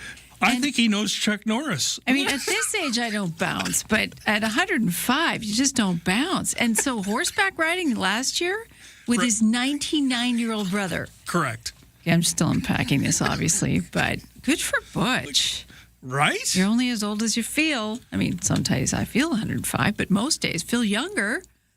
Don't you feel younger most days than you actually are when you get to a certain age? I've made a point of trying not to act my age. Well, that's one of my goals in life I've set for myself. We just stay immature. Yes. This is why little things amuse me still. Well, because I don't act my age. But that's looking at the world with eyes of wonder, right? If you can keep your sense of curiosity about you, you keep young. You have to stay curious about the world. And I have relatives in their 90s that will attest to that. Have faith and stay curious. A friend of mine's father turned 96 on Sunday. He wanted a pizza. Aw, and that's I thought, nice. and when you said the angel food cake, I thought, yeah. So happy birthday, Mr. Stone. So, yeah. Spurgeon Butch Carlson doing the tandem jump. His brother didn't go with him this one. Yeah, well, he's 100 now. That's crazy. Good for him. Also, if you're looking for a donor and you're looking for good genes, I think maybe Butch might be a good choice. Because you've got age, you got strength. He was in the Navy. Okay. That's a solid background. All right. For a potential dad. Oh, what? I'm just saying. That's an interesting set of weeds to go into. Okay. Look at the time. Yeah, 7:15. Time for your news headlines. It's going to be hot, and BC Hydro keeping a watch on how much power we're sucking from the grid. Warning power usage this week could hit its highest levels ever for the summer. And Nanaimo is going to be 32. So is Duncan today. Port Alberni 36. Greater Victoria area, a little cooler, but still warm in the interior. Expected in the BC interior as well. The utility says consumption this week could range between 8,200 and 8,800 megawatts. Environment Canada already issued those heat warnings into Thursday for many areas. Even Whistler is under that heat warning. The highs reaching 33 Celsius, 36 Celsius in some communities. On the East Coast, Canada's premiers are gathering today in Charlottetown for their annual two-day Council of the Federation meeting ahead of the First Minister's meeting Thursday with the Prime Minister. Domestic trade, major infrastructure projects expected to be top of agenda prior to the tariff announcement yesterday by the Trump administration. 7 premiers said they were keen to strengthen Canada's position on the global economic stage. The U.S. president announcing now he's slapping a 50% tariff on a broad range of Canadian goods, everything from honey to hockey sticks, as punishment for what the White House calls Canada's retaliatory and discriminatory treatment of U.S. alcohol, auto, and dairy products. And in northeastern BC, a new orchard could play a key role for First Nations-led efforts to reclaim industrial sites across the region. The native plant orchard near Fort St. John was unveiled last week by the Blueberry First Nations, which says the garden will eventually produce 1.7 million seedlings, which can be sold to industry partners and used to restore a healthy forest system. Chief Sherry Dominic says the garden grew out of an agreement 3 years ago with the province after a court found BC had infringed on local treaty rights through industrial development. The nation estimates the territory in northeastern BC has about 8,000 abandoned well sites, which will require 850 million trees and native plants to restore it. And that's your news to 717.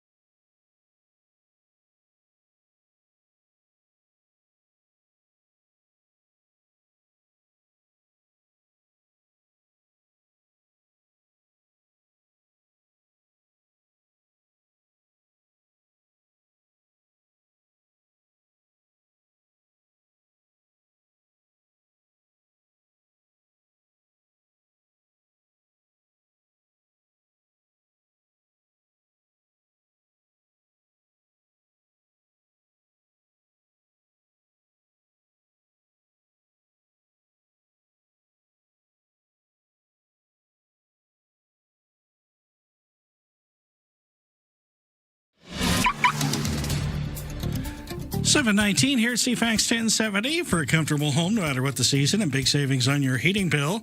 Talk to Coastal Heat Pumps, designed for comfort, the South Island's Elite Plus Fujitsu Air Stage dealer. Couple of fender benders on the highways around Greater Victoria at this hour.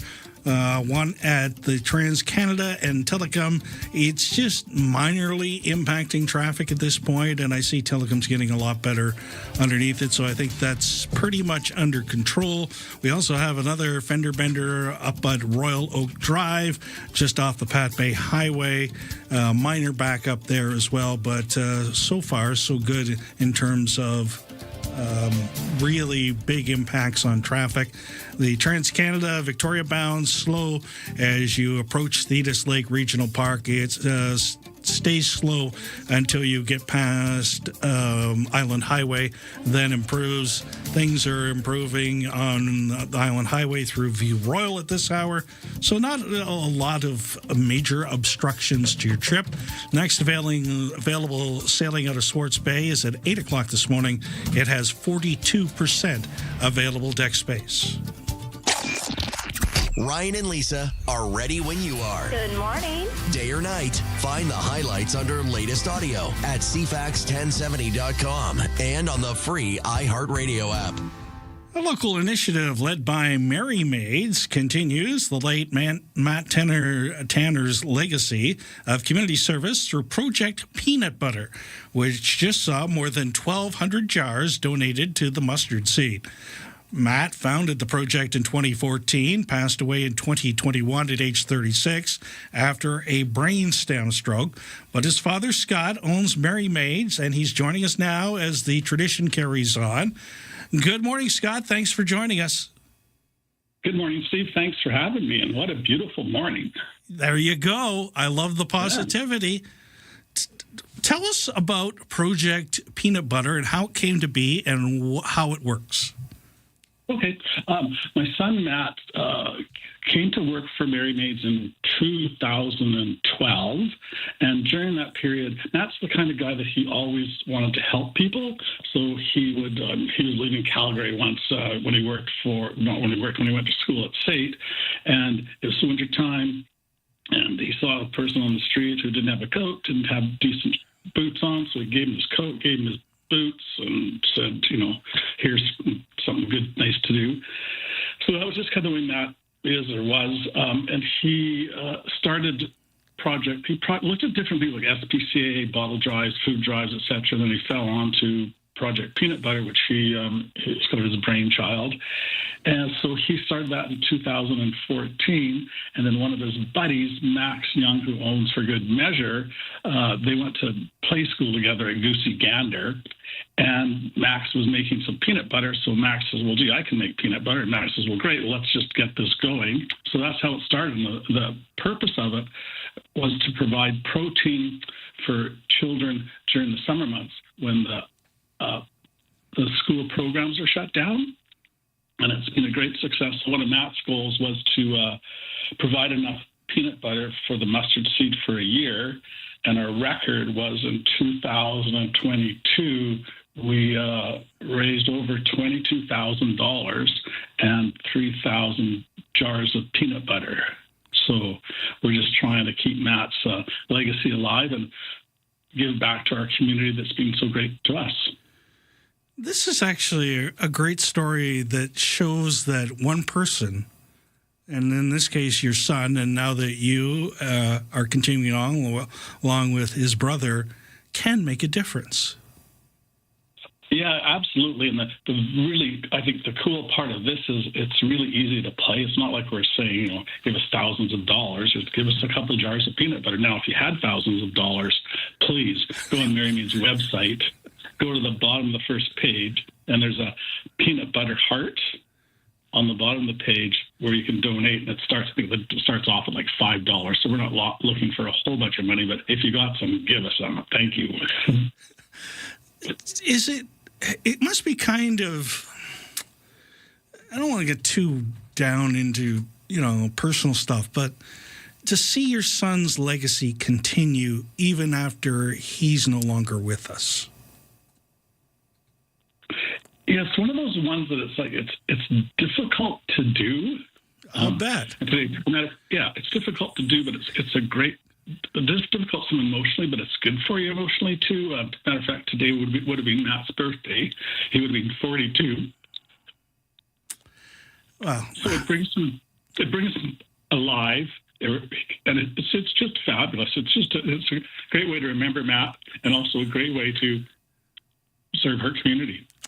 Wow, that is the ultimate tribute, and I'm a little choked up too, just hearing you talk about it, because I think we all have heard the story of there's nothing worse on a parent than having to bury their child. And there's nothing been worse from my personal thing than having to say goodbye to my dad.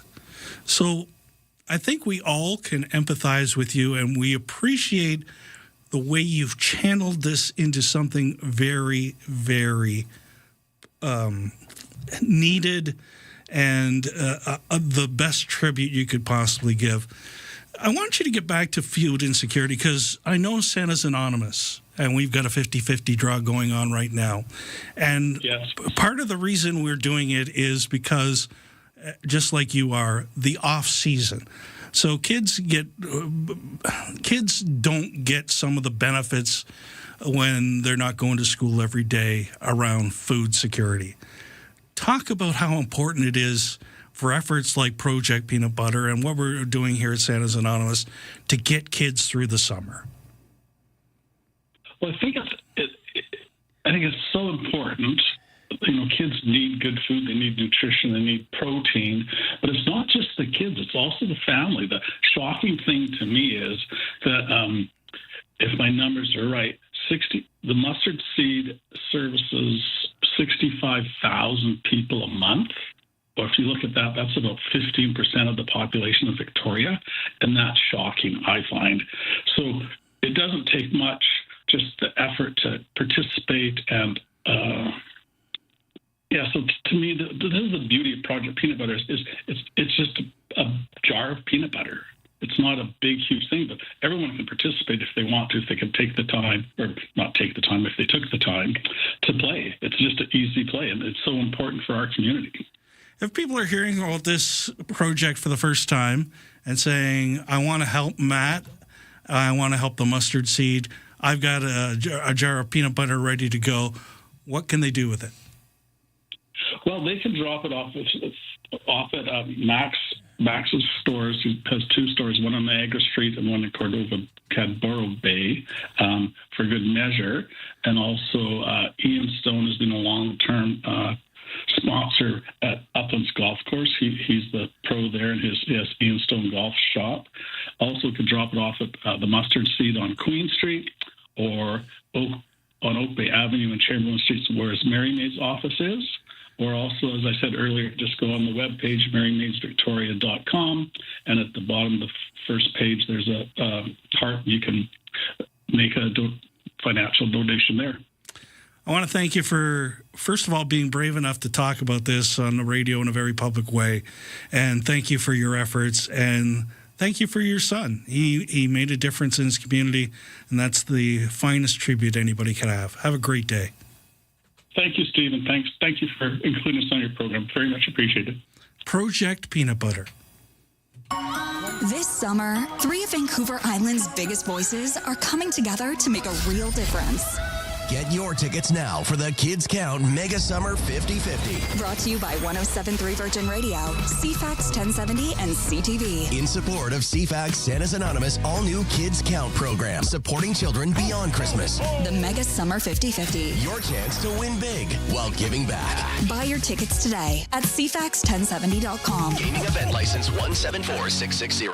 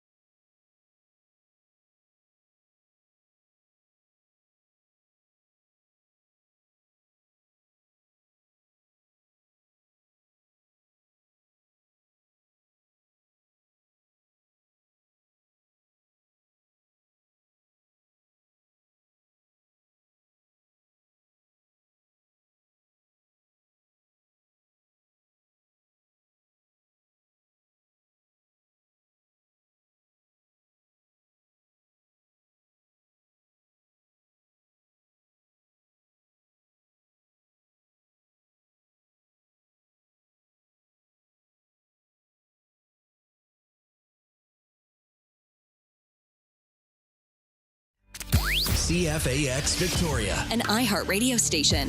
If it's happening, it's here. CFAX 1070.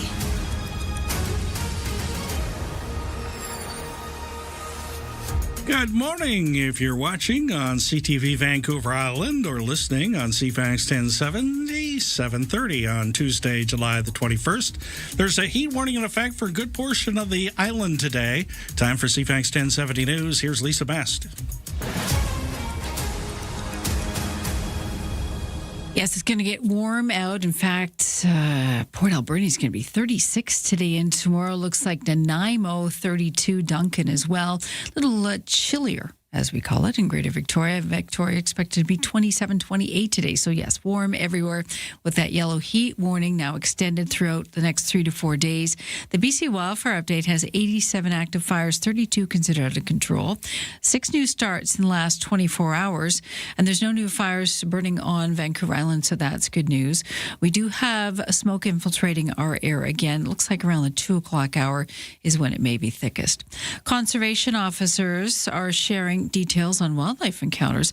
One up island last weekend, 2 hikers with off-leash dogs were using the trails near Bevan Wetlands near Cumberland on Sunday afternoon while attempting to recall their dogs from dense bushes. The hikers instead found a black bear family. One hiker was injured by an adult bear. The person later released from a hospital. Now, conservation investigators determined that the bear was acting in self-defense or defending its young, so no effort will be made to search for and capture them. Warning signs have been posted along those trails to warn humans. Conservation officers will continue to monitor the bear activity in the area, but they say it's a good idea to keep your dog leashed while in wild areas. From that to the water, Marineland has begun relocating whales yesterday, shipping 6 belugas to 2 aquariums in the U.S. It's a complex process to close Niagara Falls tourist attraction, calls a major milestone that's taken months to sort out. Andrew Burns, the Marineland's external legal counsel, says the move is unprecedented. This has required the, sudden and critical attention of all of the leading marine mammal aquariums on the planet and a complex coordinated response involving dozens and dozens of people. Burns says that all 6 whales will travel on one flight. That flight expected to last an hour at most. The first stop Chicago, then a longer jaunt on to Texas. Stats are in on policing at the World Cup in Vancouver between June and last weekend. The Vancouver Police Department has released arrest numbers from the FIFA Fan Fest in East Vancouver, BC Place, and the Granville Entertainment District. They say up to 1,300 police officers on site during each game day, with 811 police drone flights. However, the sky was busier than that. There were 745 unauthorized civilian drone flights. 40 drones were downed remotely. A total of 177 arrests in the Granville Entertainment District. There were 40 criminal code arrests, 109 breach of peace arrests, and 48 for public intoxication. But overall, it seems visitors, by and large, behaved themselves. Vancouver police say only 16 foreign nationals were arrested during the games. The U.S. president slapping an additional 50% tariff on certain products from Canada. The White House says the tariffs are punishment for Canada's, quote, discriminatory treatment of American cars, alcohol, and dairy. The list of affected Canadian products is wide-ranging. Dairy products, alcohol, and honey, along with a range of other grocery items. Also construction materials, clothing, furniture, and electronics. Prime Minister Mark Carney says the tariffs violate the free trade agreement between the U.S., Mexico, and Canada. We're learning about an intense competition among the makers of the popular weight loss drugs that has spilled over into a courtroom. This is in New Jersey. With so many people using the drugs, it's a bold claim to make. People using Zepbound lost an average of 50 pounds compared to an average of 33 pounds with the Wegovy injection. And one that the maker of Wegovy says is misleading. Novo Nordisk claims that Eli Lilly is using data based on the highest dose of Zepbound versus the lowest dose of Wegovy. The Danish drug maker wants a court to order Lilly to pull the ads and to issue what it calls corrective advertising. Jim Ryan, ABC News. And if you eat vegetables or fruit, you're probably keeping a watch of sorts on cyclosporiasis. There's still no definite confirmation of the source of the outbreak in the U.S. Has sickened thousands of people across several states.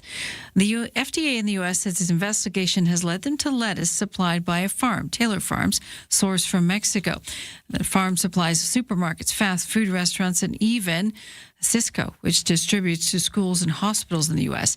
The parasitic illness causes severe gastrointestinal symptoms and has to be treated by antibiotics. The company has now voluntarily recalled nearly 36 of its iceberg lettuce products in 27 states, saying overnight that we are no longer sourcing iceberg lettuce grown in central Mexico for the remainder of the growing season. And it adds that it has experts on site investigating all potential sources of contamination. So with that recall, it'll make food even more expensive here in the U.S. for sure. That's your news to 7:36.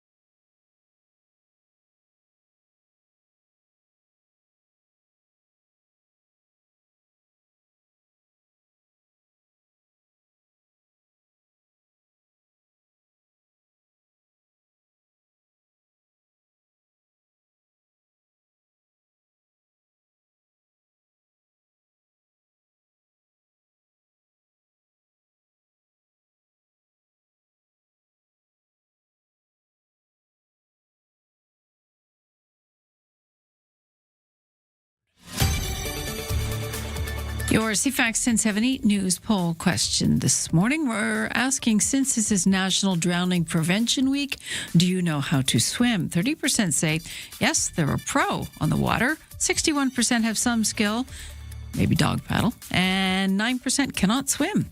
You can vote at CFAX1070.com, also on the iHeartRadio app. Lisa Best, your news time, 7:37.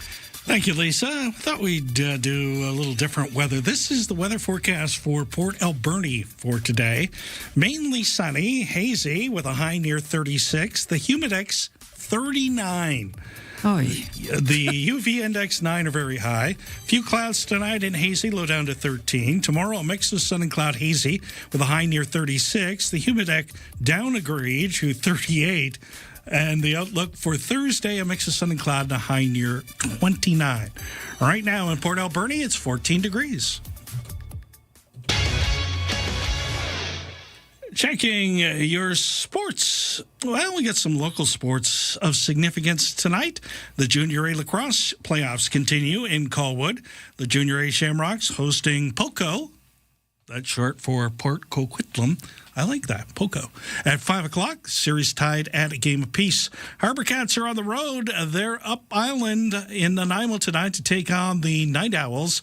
That's a 6:35 first pitch. And if you've never been to that stadium in Nanaimo, very, very nice. Classy, even. A really nice little baseball stadium. A Canadian researcher helping soccer players navigate pregnancy without leaving the game. University of Alberta professor Margie Davenport helped create new FIFA decision guides for pregnant and postpartum athletes. The guides help players assess their health, including mental and pelvic health and fear of movement before planning training. Players can use the guides with their doctors, coaches, and support staff to safely modify their training sessions. Davenport says the guides avoid fixed timelines because pregnancy and postpartum recovery can change from day to day. She's now working with 5 other sports federations, including the Women's Tennis Association, to adapt the guides for other sports. Karen Rebo, The Canadian Press. And that's sports.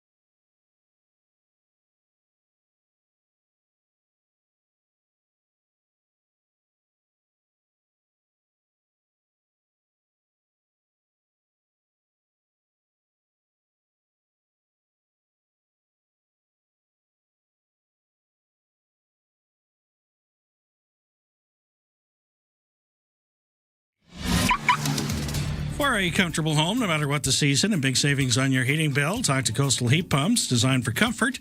The South Island's Elite Plus Fujitsu Air Stage dealer. Checking the ferry terminal, the next available sailing out of Sports Bays at 8 o'clock this morning. It has 38% available deck space. The one you're going to be squeezed on is the 4 o'clock sailing out of Sports Bay for the mainland. It just has 4% available. All the rest of the sailings are in pretty good shape at this hour.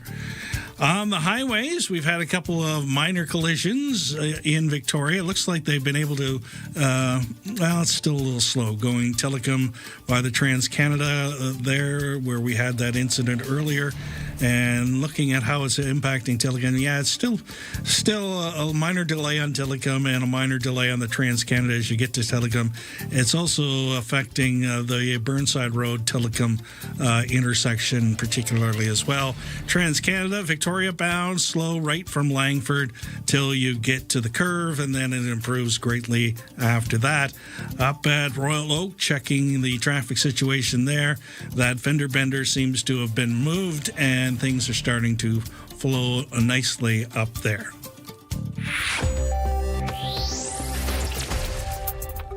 On the markets, the TSX up 220 points at 35,180. The Dow Jones up 311 at 52,150. And the NASDAQ up 228 at 25,736. The Canadian dollar down 13 basis points at 71 cents U.S. Ryan and Lisa, mornings on CFAX 1070.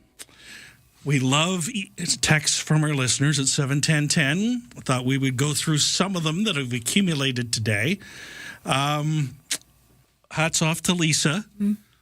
LOL, look at the time. That was Steve going off on one of his tangents at 7:15 and Lisa saving it. Have a wonder-filled day. With regards to our 105-year-old sky jumper. Yes. What is Sissy using a parachute? Well, at that age, you're kind of thinking, maybe. I don't know. I've never been 105, so. We ran a series on Jimothy. Yes. I love Jimothy, and Jimothy is capitalized. Well, so I went down the hallway, and Scott Cunningham from CTV says to me, T-shirt for Jimothy, that's the least of it. So then I looked. No. Everything. Stickers, mugs, Jimothy hoodies. You can get Jimothy put on anything. Jimothy tattoos. I'm kidding. There's no tattoo yet. Maybe there would be, though. Yes, Jimothy has become quite the thing. And I don't think he's going to get any of the profits. Maybe they'll give it to Wild Ark or something, or whatever Seattle has. Because it's rodent kind of raccoon. What do we call him? Freak of nature? I don't think rodent's right. Okay. Anyways, he's a bit strange. Yes. And on the West Coast, we like our strange and weird. So Jimothy rocks. He's got his own Twitter page. He's got a Twitter account? You found it? No, I'm not sure. Just putting it out there. Don't you remember the Cobra in New York City? Years ago, a Cobra got loose in New York City. Yes, I do actually and they remember created a Twitter page for it. I thought that was the funniest thing. So the creativity that comes out with these things is outstanding. I know. That's the best part of it. So the Jimothy T-shirts are pretty funny because this little raccoon looks so weird. It's like he's been smooshed. Again, I'm just saying, put him on the clipper. Bring him up here. Bring him up here on tour? Yep. The on tour. Where would be the best place for him to visit? Beacon Hill? The petting zoo? You know, he would love the park. Probably. You know, could you imagine him going face-to-face with the peacocks? That would be worth a T-shirt, yeah. Yep. Yep. Then you could Trading have card. Maybe the peacock would see its own reflection in Jimothy's eyes, and then we'd have an incident. There we go again. Look, it's 7:45. Here's Lisa with your news headlines. Got a wedding to go to this year. I'm already hearing it around the office. RSVPing to a wedding can quickly become a budget of its own, from bachelor or bachelorette parties, destination weddings, outfits, travel, the wedding gift. BMO was asking in a recent poll, what's costing you? Wedding stress is a big thing. 40% of Canadians say attending weddings for friends and family is a major source of financial stress. On average, wedding guests can expect to spend $1,530 just to attend the nuptials. $577 put aside for travel and accommodations, clothing and attire. $466 food and drinks, $381. The gift itself, $370, and other out-of-pocket expenses were over $400. 49% of millennials were most stressed by the cost, followed by Gen Xers, Gen Zs, and Boomers. That 30% didn't care so much because they've been down that wedding road before. A union representing the nurses here in this province says the number of reported cases of intimidation and coercion from management has risen to more than 5,200 since job action started earlier this month. The BC Nurses Union held a rally in front of Kelowna General yesterday, calling for an end to alleged intimidation tactics by the Regional Health Authority. A similar rally took place last week in Prince George, as immediate talks between the nurses and their employers are adjourned until later today. Employers have said they are not directing employees to perform work outside of their roles and obligations. And BC Hydro says the power usage this week could be peaking, highest levels ever in the summer as warm temperatures persist. The power utility says consumption this week could range from 82 to 8,800 megawatts, depending how warm it actually gets. Here on the island, we're looking at Port Alberni to hit 36 today and tomorrow. Environment Canada also issuing heat warnings for a vast swath of Vancouver Island, Sunshine Coast, even Whistler's under this. The current all-time peak summer usage, 8,600 megawatts. That was recorded last August. That's your news to 747. Where the noise stops and the conversation begins. Hey, it's Friday. Welcome to the Graham Richardson Show. The stories that shaped your week aren't just headlines. They are the moments we live through and the decisions that change what comes next. Let's take a closer look at that together. It's national conversations. From major policy shifts to the fun, unexpected trends and friends everyone will be talking about. It is intelligent, unpredictable, and completely Canadian. Stay informed. Stay ahead. The Graham Richardson Show. Friday morning at 9 a.m. right here on CFAX 1070.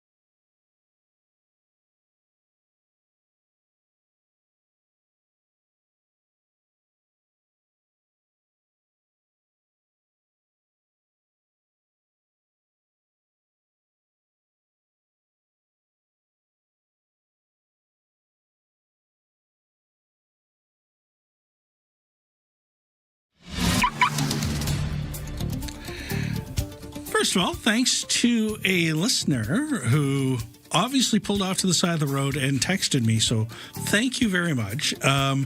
Just drove through Tillicum and the Trans-Canada Highway. No delays, really. So that's good news. However, on the Trans-Canada Victoria bound, it is backed up right from Mill Hill Regional Park all the way to the curve. Then it improves a whole bunch. Things a little congested in the downtown core, especially around Finlayson and Douglas. And all those problems on Royal Oak have been solved. Traffic's a little busy on the Pat Bay Highway in certain sections, especially around Elk Beaver Lake Regional Park in particular. At the ferry terminal, the next available sailing out of Swartz Bay comes up at 8 o'clock. It has 28% available deck space, and the sailing after that at 9 o'clock has 35%. And departures at the airport, everything on time except for one Air Canada flight. It's only running about 10 minutes late. That's Air Canada 1900 to Toronto, scheduled to take off at 12:05, now delayed till 12:15. The best way to start an island morning. Ryan and Lisa on CFAX 1070. Joining us now on the line, a familiar voice here on CFAX 1070. You can hear him with Josh and Jade weekly as well. And, of course, we are talking about political science instructor at Camosun College, Dan Reeve. Good morning, Dan. Thanks for joining us. Good morning, Steve. Good to be here. Well, you know, I wish it was under better circumstances. I'm not going to lie. Yeah. I feel like I've heard this before, but go ahead. So I wanted to take a little different tact with this because, so yesterday I listened to an interview done with the Republican candidate for governor in Michigan. His name's John James, and right now he's a congressperson, and he wants to be governor because it's kind of a wide open governor's race in Michigan. So he was on WJR Detroit, and he did about a 10-minute interview about the smoke and all this stuff and Canada's sovereignty, and if you're a real serious country, you got to take care of your smoke, all that stuff. Yeah. And I'm just wondering, I don't think this is about smoke as a thing, so it's about other stuff. Why do we? Why has politics kind of lowered it down to let's just throw stuff out there and divert attention and do all that stuff instead of governing countries? Yeah, so not to belabor the pun, but it's so clearly a smoke screen. This is a major tariff threat. Like, if this were to go through, and this is, part of the kind of laughter in my voice is we've seen these threats so many times from Trump that it's on the one hand, it's a terrifying threat. The extension of 50% tariffs is a real serious issue.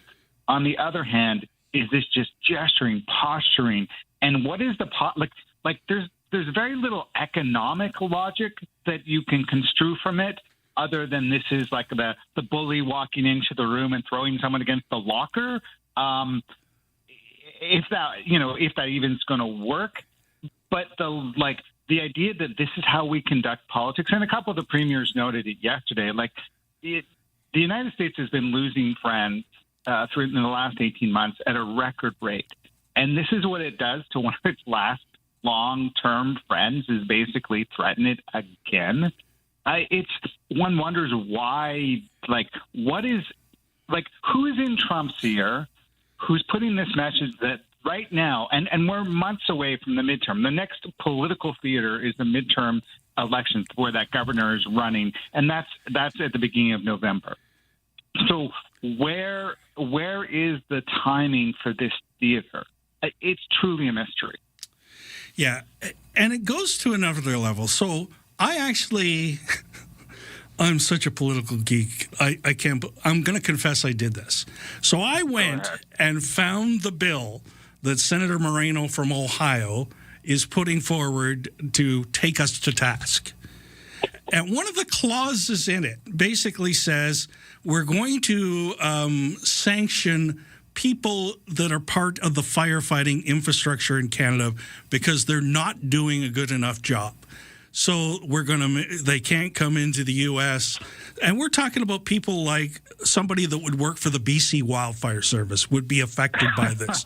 So, and to me, why I thought that was so amazing that we've gotten down to that level is if you had another fire in California, the people that would go down to help you deal with it couldn't get across the border because you've got this bill in place. It shows you, in other times, the United States and Canada have been willing to help each other out as good neighbors would in times of crisis. If they were really that upset about the forest fires, they're preeminently the ones they're most interested in, the ones that are in Ontario, but there are forest fires, of course, across the whole country right now, is they would help. As opposed to blame, as opposed to make it this great theater, they would offer real assistance. But instead, Trump has used this as a weaponization of complaints. And I thought that the timing of the most recent round of tariff punch, it falls right after the World Cup's ended. People are kind of leaving, going home. The attention's no longer on, the United States and its little junior partners, Canada and Mexico. And now he throws down this. And I think, and again, I don't want to belabor the pun, but this feels like just a political exercise that has very little to do with smoke. And honestly, if you want to take a step back, Trump and the Trump regime has whatever steps the United States had meant to reduce global warming, carbon emissions, they have essentially retracted and gone the other way. And so forest fires, not to get too distracted by this, their increase in the last 40 years is pretty clearly, like the number of intense forest fires across Canada is clearly on the up, and that was predicted long ago around what would happen with global warming, and the Trump regime has nothing to say about that. The other interesting thing I noticed today, because remember the first time we got these tariff threats under the Trudeau administration, the markets went a little blitzo over them, right? Like the TSX and everything like that.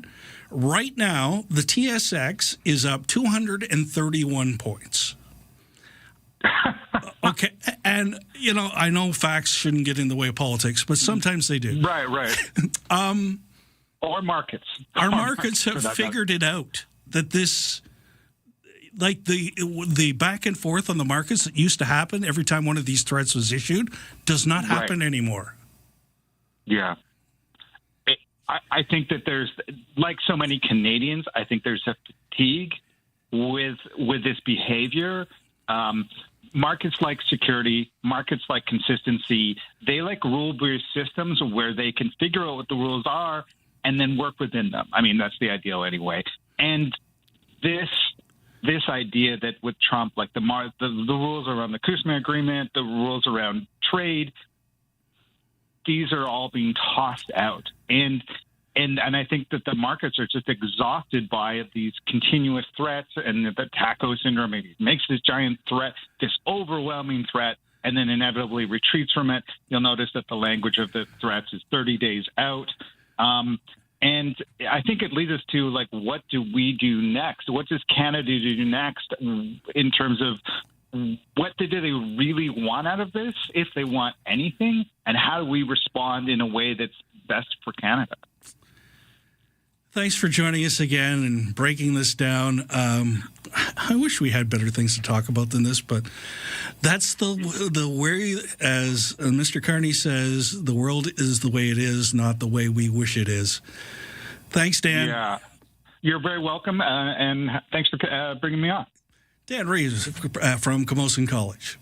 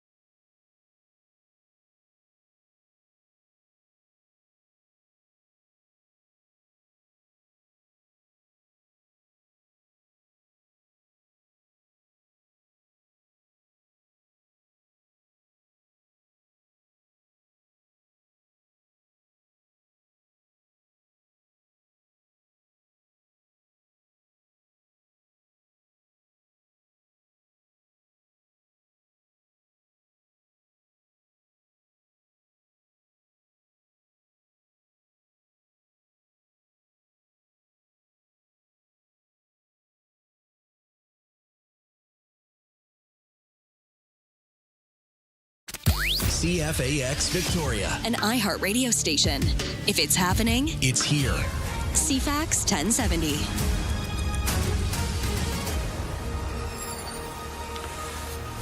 Good morning, Vancouver Island. It is Tuesday, the 21st. Yes, we're a month into summer as of today. Weather forecast, it's very summery, like hot summer, especially up island. We'll give you the Nanaimo forecast after the news. Here's Lisa Best.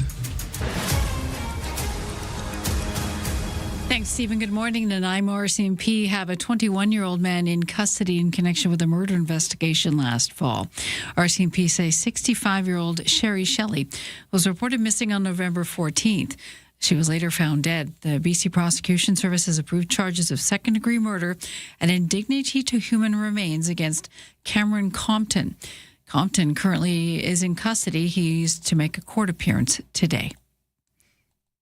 Environment Canada and Environment Canada Climate Change has issued a yellow heat warning for a wide swath of east and inland Vancouver Island. Port Alberni alone expected to reach 36 Celsius today and tomorrow, feeling much warmer with the humidity close to 40. Nanaimo, Duncan 32 today, Victoria 27 and 28 tomorrow. Environment Canada issuing heat warnings lasting into Thursday for other areas too, including the Sunshine Coast, Howe Sound, even Whistler.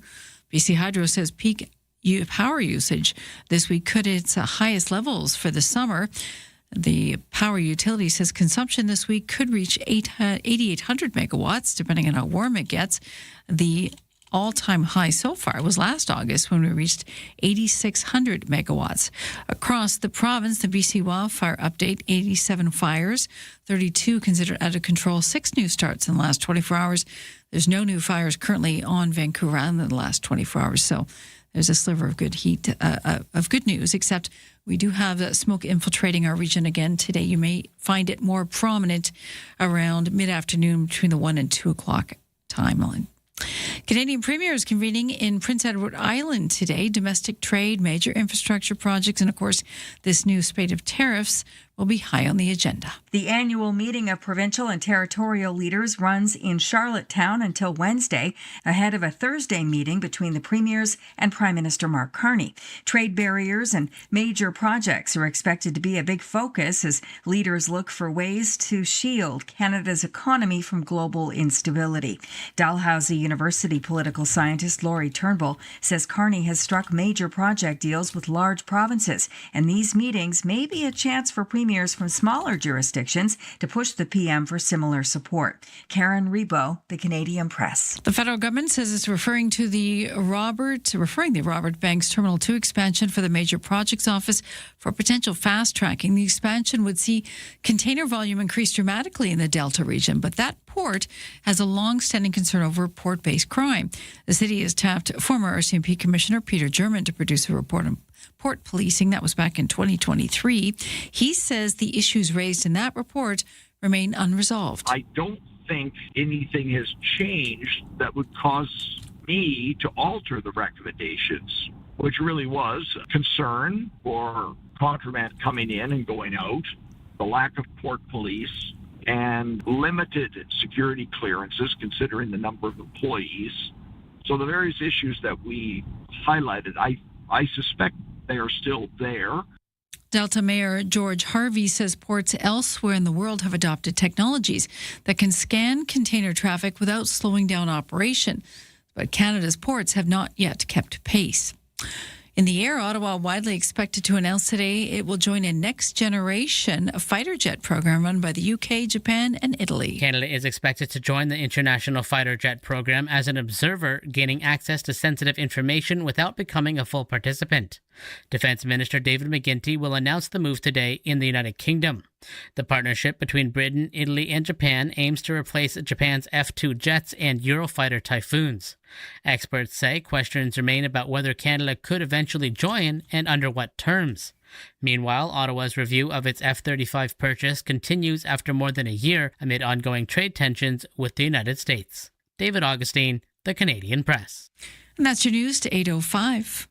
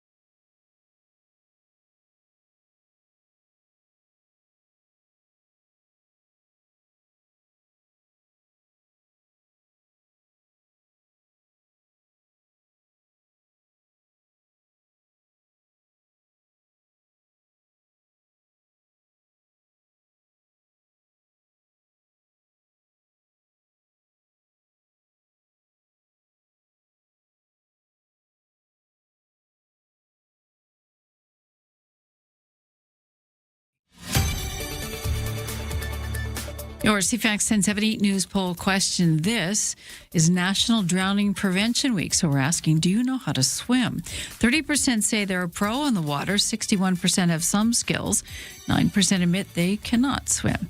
You can vote at CFAX1070.com, also the iHeartRadio app. I'm Lisa Best. Your news time is 8:07. In our never-ending quest for information, Jimothy does have a Twitter page. And I was joking. I hadn't even looked. Jimothy on X. Oh, my. This is Jimothy, just a wild raccoon living his quiet life, resting on a sunlit branch.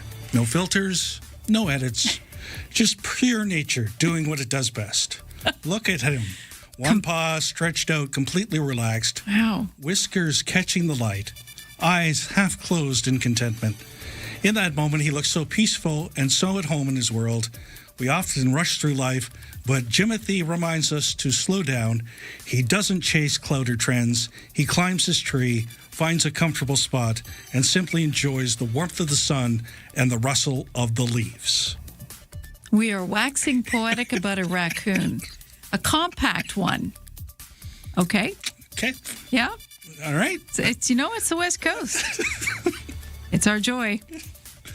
Timothy, over in Seattle, if you're listening, give us a call. We'll get you on the show. You've struck a nerve with the listeners. A nerve.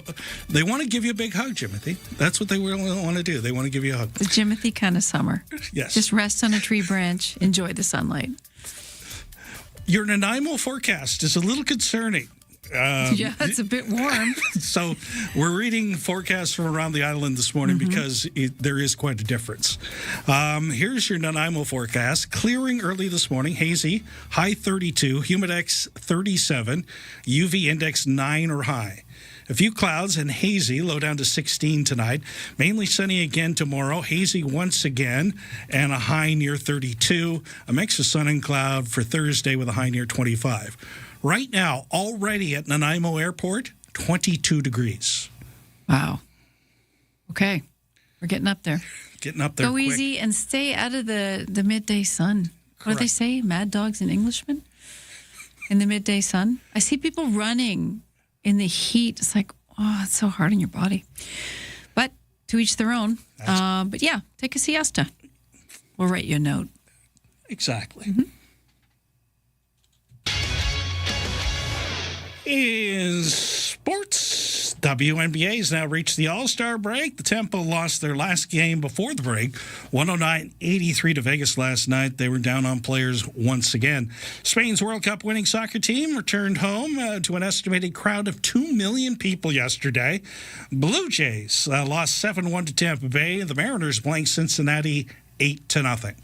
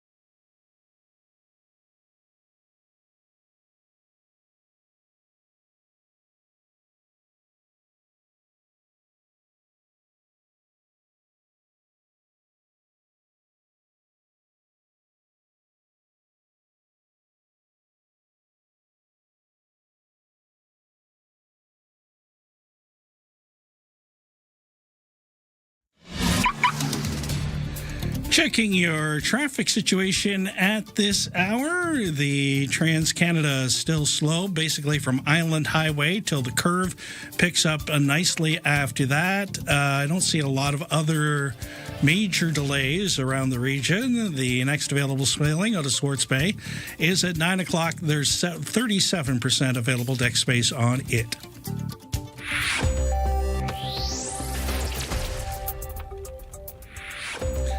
On the markets, the TSX up 192 points at 35,152. The Dow Jones up 242 at 52,081.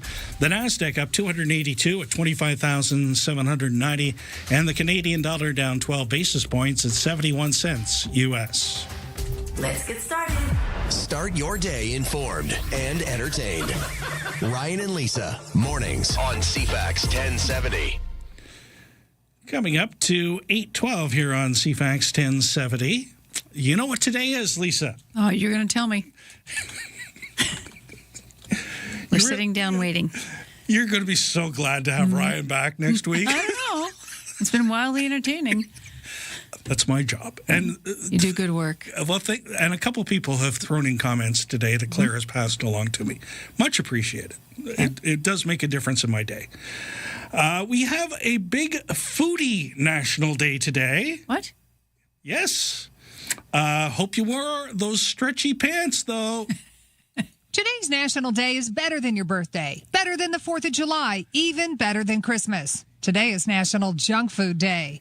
It's a one-day pass from sensible eating. So go ahead, eat the burger, load up on fries, chips. How about some pizza? And then move on to dessert, because it's a national day and you need to support that. But do stay within some control, as National Antacid Day isn't until December 30th. I'm Bree Tennis. Okay. So it begs the question, what's your cheat food? Ooh. Right? What's the food that you're like, all right, it's going to be a lot of calories. It's going to be a lot of bad stuff for me. So I think it's switched around depending on what part of the country I've lived in at that particular time. That makes sense. It certainly was lobster rolls in particular when I lived in Nova Scotia, New Brunswick. Those sound like they should be good for you. You know who did really good lobster rolls? You're never going to believe this. Probably not. McDonald's. Really? And they on the bring East Coast? Yes. They would bring it out every year during lobster season. Okay. They wouldn't run it all year long. It's sort of like it's a treat. Kind of like the McRib, only on an Atlantic scale. Those things scare me, but let's move on.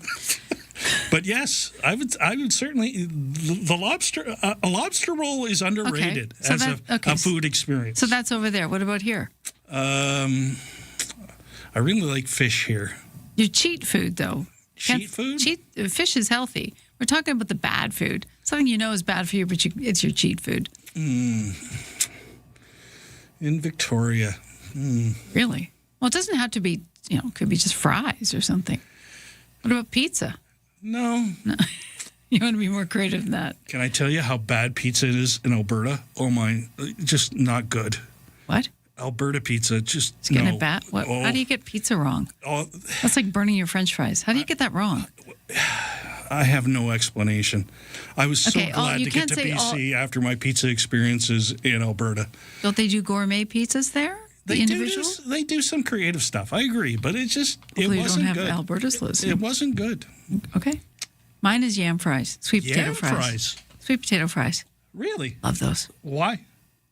I just like the flavor and the texture because they're sweet, but then you put the chipotle mayo with them. Ooh, you went to the chipotle mayo. And then you do a Hoyne dark matter with it, and you got it. That's a meal.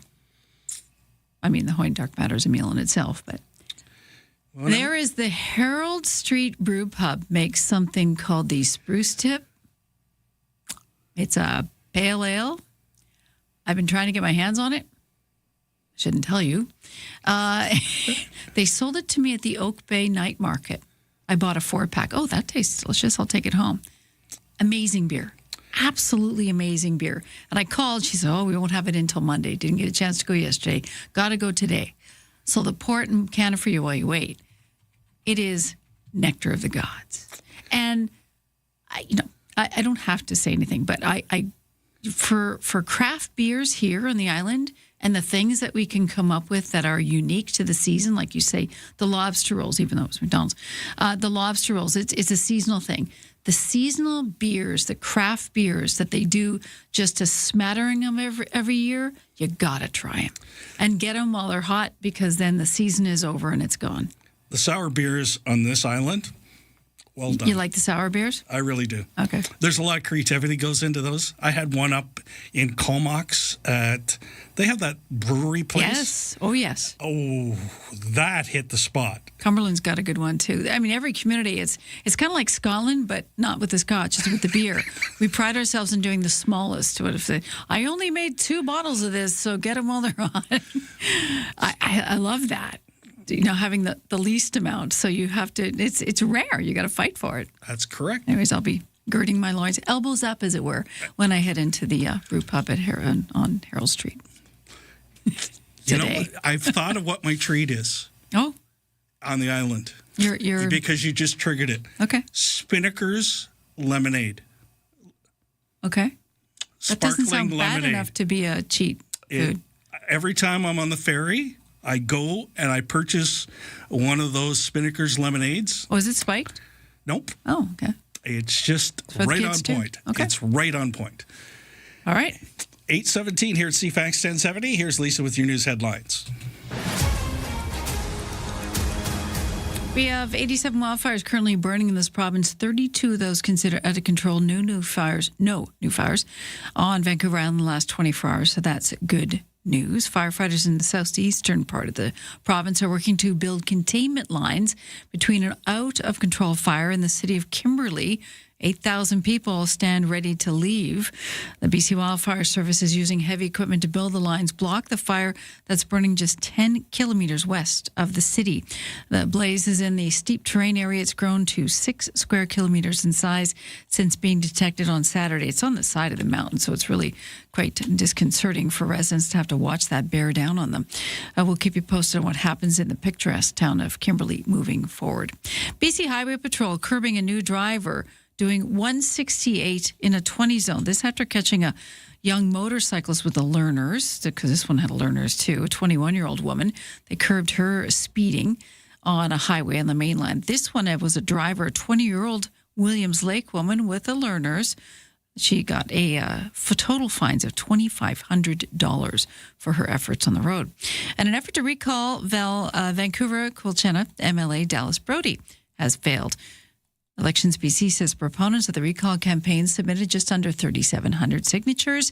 They needed a threshold of more than 15,000. The provincial agency says it'll take no further action on the petition as a result. There's been 31 attempts to recall MLA since legislation passed in 95. None ever met the Act's requirements, although one MLA did resign in 98 before the certification took place. That is your news to 8:19.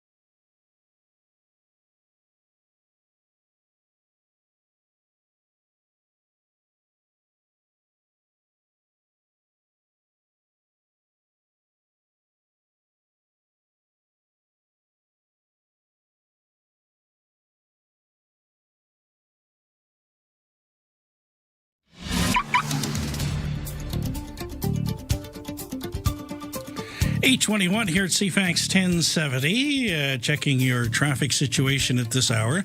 Let's start at the ferry terminal. 9 o'clock sailing from Swartz Bay to the mainland has 35% available deck space. At the airport, just one minor delay, about a 10-minute delay for Air Canada Flight 1900 to Toronto at 12:05. It'll go at 12:15 instead. On the actual highways around Greater Victoria, another slowdown on Tillicum and the Trans-Canada Victoria bound. It's nothing serious, but there is a little tiny red zone there. Things are improving on the area from Vic General until you get around the curve. It's all here. News, weather, traffic, and community events. Ryan and Lisa, mornings on CFAX 1070. And Josh Hilden is on top of it as well. Happened about 5 minutes ago on the 900 block of Esquimalt Road, closed due to a crash. Westbound truck drifted across the eastbound lane, the EB bike lane, striking a hydro pole. Traffic's being turned around as it approaches the scene. Would advise Esquimalt Road traffic to turn off at Head Street or Lamson Street. That came in the last minute from the one, the only, co-host of Josh and Jade Afternoons, Josh Hilden. On top. Okay, say it again. Where is it? It's 900 block of Esquimalt Road. Okay. So there you have it. Thank you, sir. We have a very special guest on the line right now joining us. He's not embedded in Esquimalt traffic, but he is embedded with an announcement yesterday here on Vancouver Island. The BC Hydro plans to procure a large battery energy storage project aimed at having at least 100 megawatts of storage capacity, and it would be located just north of Duncan. Nanaimo Lanceville MLA George Anderson joining us to talk about it. Good morning. Good morning. How are you? Not too bad. Feel relieved now you've had that Esquimalt traffic update? I have to say I feel for the people out there, and I look forward to seeing that cleared up soon. Okay. Now, you had a fairly big announcement yesterday. I find this very interesting. Why do we want to store megawatts of electricity, and how would it work? Well, the first thing is, as the Parliamentary Secretary for Energy and Climate Solutions, working alongside the Minister of Energy and Climate Solutions, Minister Adrian Dix, is that this is part of our Powering Growth strategy, which lays out 3 pillars to conserve energy under Power Smart 2.0, which many BC Hydro customers are aware of, that helps people save money, to optimize our existing electricity assets by modernizing our dams, but also building our electricity system to make sure that there is dependable energy for people. So that's why we were announcing that BC Hydro will be issuing a request for supplier qualifications to go and procure the first major battery storage project in British Columbia. And that means that we'll essentially be able to store electricity when it's available from our integrated energy system. And when there's high demand, such as in the middle of winter, where many people are keeping their homes warm, that energy can then be redeployed into the system. It's a very positive thing for our province. Are other jurisdictions doing this kind of stuff? Absolutely. If we look across the Canadian market, you see Ontario, Alberta, Saskatchewan, Nova Scotia. This is a type of technology that is being used across the world, and it's going to be an even more important part of ensuring energy security in different jurisdictions. As we see from the war in Iran, we can see what happens when energy is not stable. And the great thing that we have here in British Columbia is that we have 98% clean, renewable energy in our province, and we also have the 3rd cheapest power in North America. This is all because of the long-term planning that BC Hydro has put in place through our public electric system. Do we have any idea around the scale of economic development and jobs impact of this kind of a project? Well, what I can say, you'll know that recently Premier Eby was able to sign a multi-billion-dollar agreement with Ottawa And that's going to allow us to advance mining projects. It's going to allow us to see significant upgrades to Roberts Bank Terminal 2 and many other projects across the province. But what we do need is to ensure that we have the energy to be able to meet that growing demand. On Vancouver Island, there's Nick Steel, which is producing the steel for Vancouver Island University's student housing, St. Paul's Hospital in Vancouver, and the Broadway subway expansion. We need the necessary energy capacity to be able to do these large projects and provide economic development opportunities throughout the province. I give you an example of Aidan, who I met yesterday at BC Hydro's Vancouver Island terminal substation, and he's an electrician. And it's because of these kind of projects that we're seeing the opportunities for more electricians, more tradespeople to be going out to work and create that prosperity for our province. How do we maybe break down how a request for the proposal would work and when we might see this actually take place? So on July 30th of this month, BC Hydro will issue a request for supplier qualifications, and that will allow BC Hydro to pre-qualify companies to be able to ensure that they are able to help us deliver this utility-scale battery facility. Then later this year, there will be a request for proposals from those companies to help build this project. And it's expected that BC Hydro will own and operate this facility, which then means that BC Hydro is better able to push out the energy to communities when it's needed most and increase reliability. Well, thank you, MLA Anderson, for joining us this morning and giving us the details of that announcement. And we'll keep an eye on things as the process progresses. Absolutely, because it's an exciting time, especially is that I just want to say before I go that every megawatt of clean energy that is stored through BC Hydro gets us closer to our clean energy ambitions and commitments. So thanks for having me on. Thanks for joining us. From CFAX 1070. Here's what's happening around the island. Victoria Symphony presents Symphony in the Summer Festival, July 10th through August 9th. Details at victoriasymphony.ca. Catch all the excitement of summer baseball with the Victoria Harbour Cats. More info at harbourcats.com.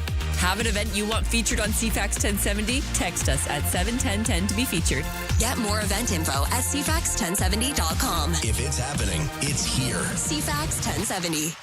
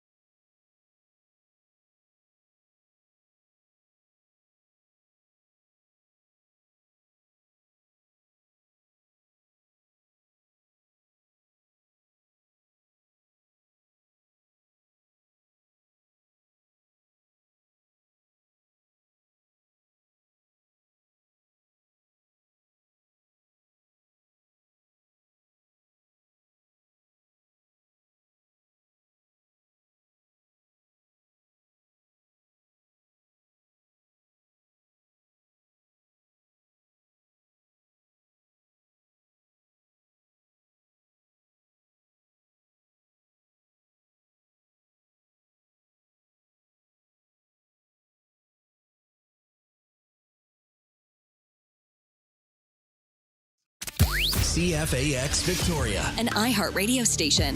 If it's happening, it's here. CFAX 1070. Good morning, Vancouver Island. It's 8:30, Tuesday, July the 21st. A heat warning in effect for a good portion of the island today. Time for CFAX 1070 News. Here's Lisa Best. Yeah, we're going to get hot. Port Alberni is going to be 36 today and tomorrow. Duncan and Nanaimo 32 both days. Of course, feeling much warmer with the humidity. Victoria area 27, 28, but you got to factor the humidity in with that too. So you got to keep your cool. We are under a heat warning issued by Environment Canada early this morning. A wide swath of east and inland Vancouver Island under this alert.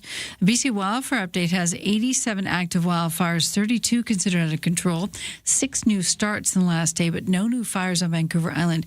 That could change as we dry out further and the heat pours on. The Thompson-Nicola Regional District has issued an evacuation order for the Downing Provincial Park, which is just southwest of the town of Clinton. That order includes the park's campground. The same fire prompted the district to also issue an alert for 38 addresses. Of course, there's 8,000 people awaiting to see if they have to leave their homes in the town of Kimberley. A fire there, a massive out-of-control fires burning on pretty much on their doorstep, mere kilometers away from town. Ontario Premier Doug Ford says he's frustrated listening to Donald Trump's tariff threats to Canada over wildfire smoke. The U.S. president told reporters that the fires are poisoning U.S. air, that maybe Canada should pay damages or face more tariffs. More on that in a minute. Ford called the remarks, quote, a bunch of rubbish. Maybe President Trump would offer his closest allies and friends some support rather than sit there and threaten tariffs.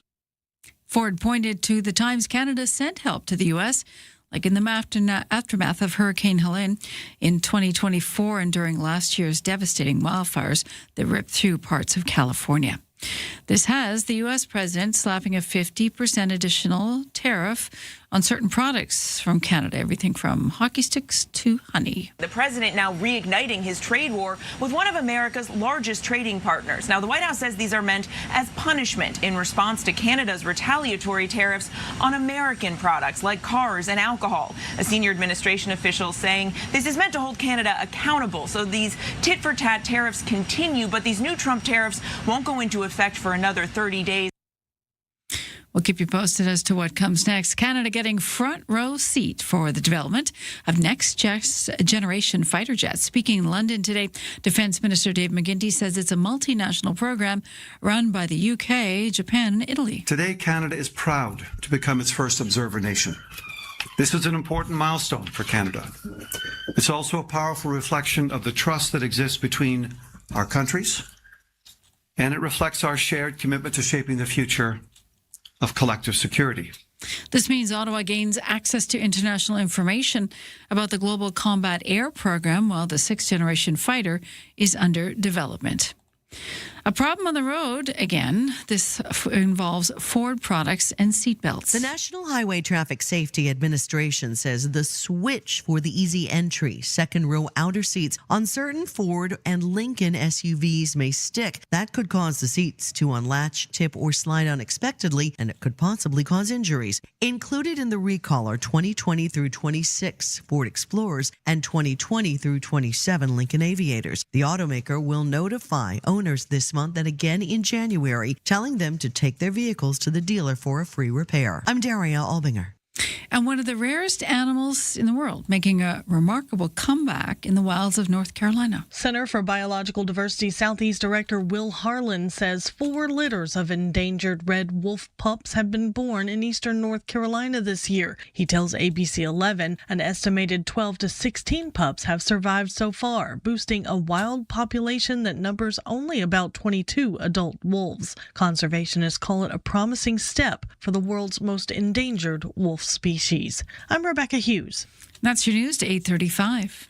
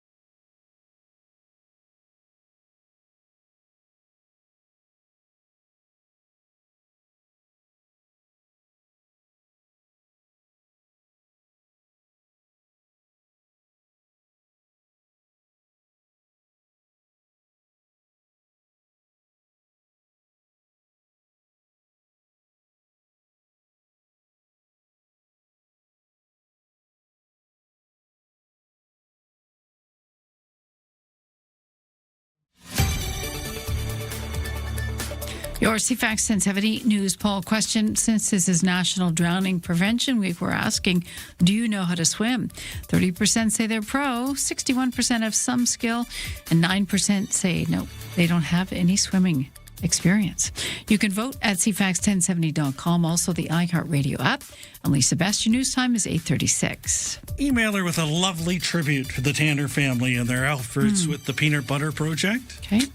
Thanks for the story on Project Peanut Butter. I just did a $50 donation. Oh. Happy birthday to Matt Tanner and an amazing legacy that he started. Yeah. His father's a brave man. It's tough to talk about, I'm sure, but what a legacy and what a wonderful thing to do. Yes. Food. Yes. So $50 buys a lot of peanut butter. It does. It's good. Thank you, listener, for doing that, and thank you for letting us know that, it was heard. It was heard. It made a difference. That makes us feel good, too. Weather forecast, we're going to go Comox this time. Okay. Mainly sunny, hazy, a high near 30 today. Humidex going to make it feel like 33. The UV index is a little lower there, 8 or very high. I'm guessing that's probably because there's a little more haze in the air up there. A few clouds tonight. Winds light except northwest 30 near the Strait of Georgia overnight with a low near 16. Mainly sunny tomorrow, hazy with a high near 30, mix of sun and cloud for Thursday and a high near 25. This is what got me. The high already in Comox this morning, 20 degrees. It's 20 there right now? Yep. Isn't it funny that the smoke, which is bad for us, is filtering the UV rays, which are bad for us? It's like two negatives canceling themselves out or something. I don't know. It's just a thought. I love the way your mind works, and the analyzing we get from you is appreciated because there's actually a thought process that I can follow. If we actually worried about all this stuff, we'd never go outside. That's right. Take your chances, people. Yeah, I'd be wearing my CCM helmet instead of my CCM jersey today. Keep the sun off your head. Speaking of which, sports coming up next. Harbor Cats opening a 3-game series up in Nanaimo tonight against the Night Owls. That's a 6:35 first pitch. Blue Jays lost yesterday. 7-1 to Tampa Bay. Mariners were winners, though. 8-0 over Cincinnati. Junior A Lacrosse League playoffs continued tonight in Colwood. 5 o'clock start. The Shamrocks hosting Port Coquitlam, and that series is all tied at a game apiece. How many people showed up to welcome the World Cup winners from Spain home? Measly 2 million.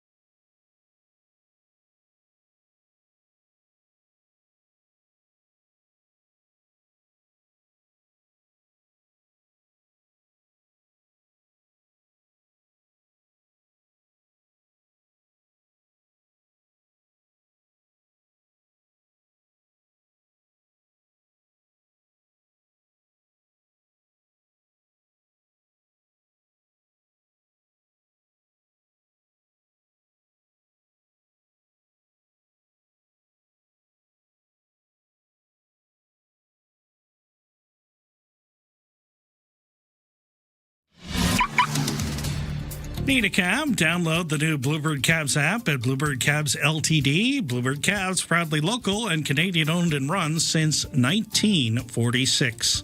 We have that incident on the 900 block of Esquimalt Road. It's sort of like at Macaulay is the closest thoroughfare. A westbound truck drifting across the eastbound lane into the eastbound bike lane and then striking a hydro pole. Traffic's being turned around as it approaches the scene. Esquimalt Road traffic, you might want to turn off at Head Street or on Lamson Street as a result. And thanks for texter Josh Hilden for getting that into us. Much appreciated, Josh. You can always do it at 71010.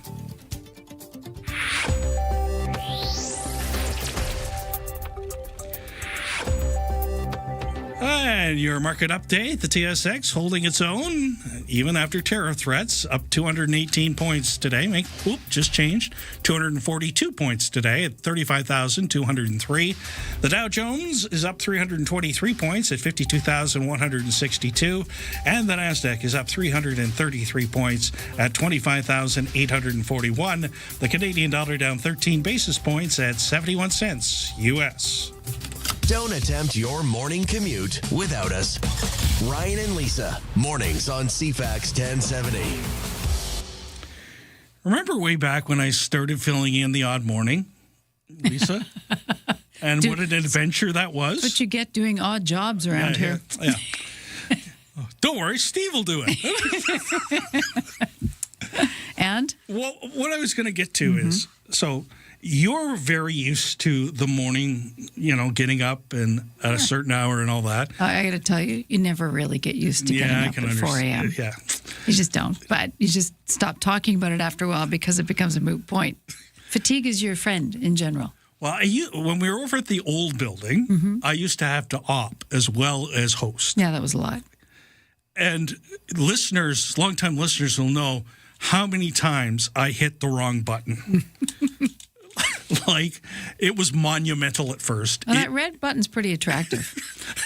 And you want your hand to stop, and it won't stop. It just won't stop. So yes?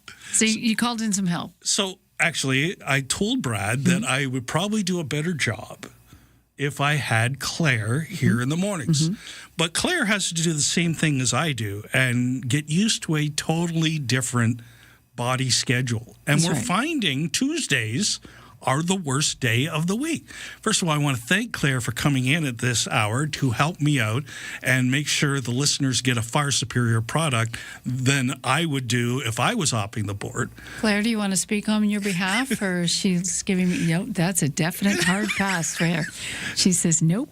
No, I just appreciate her She's a strong, being silent here. woman. Yes, and I appreciate her being here, and that's why it sounds so good. She's very professional. Yes. She blushing yet? No, she's she's holding her own. She's just smiling. She's like, no, I don't want to go on camera, and I certainly don't want to turn my mic on. And we can appreciate that. So just thank you for being here for these 2 weeks and making the sacrifice, and your family and everybody, because it really does sound a lot better than it would have if I was doing it. Steve doesn't have a chance to press the red button. She also, when we have to do those live read things, she reminds me because I forget. Even though I put it right in front of my eyes, yeah. I see the sort of the flailing of the hands on the other side of the glass. Oh, something's going awry. Yeah. It's like the smoke and mirrors of the industry. Yes, it's just thank you. Yeah. It's a simple thank you. We appreciate it. Yes, because if somebody when they come to me, I know, because I'm going to do 3 out of 4 weeks because I'm sitting in for Ryan for these 2 weeks. Then I have a week of normalcy. Then I return to be you for the week after. So, and I can't do We just got you all turned around. And I can't do Ryan because I have no hair.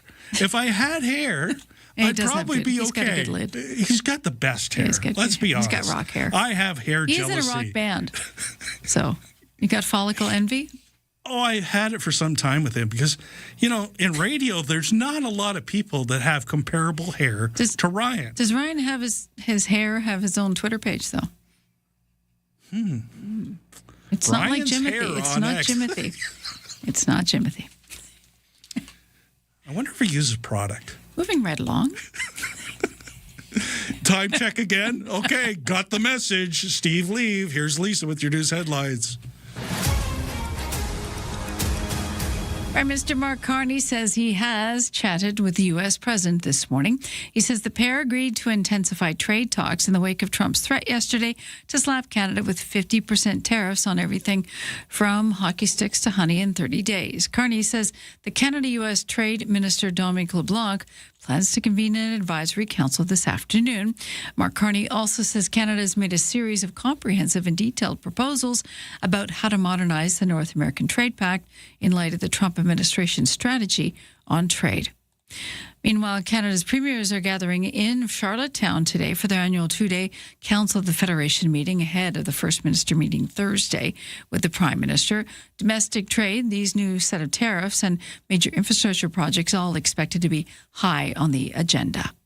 A new orchard in northeastern BC could play a key role in First Nations-led efforts to reclaim industrial sites across the region.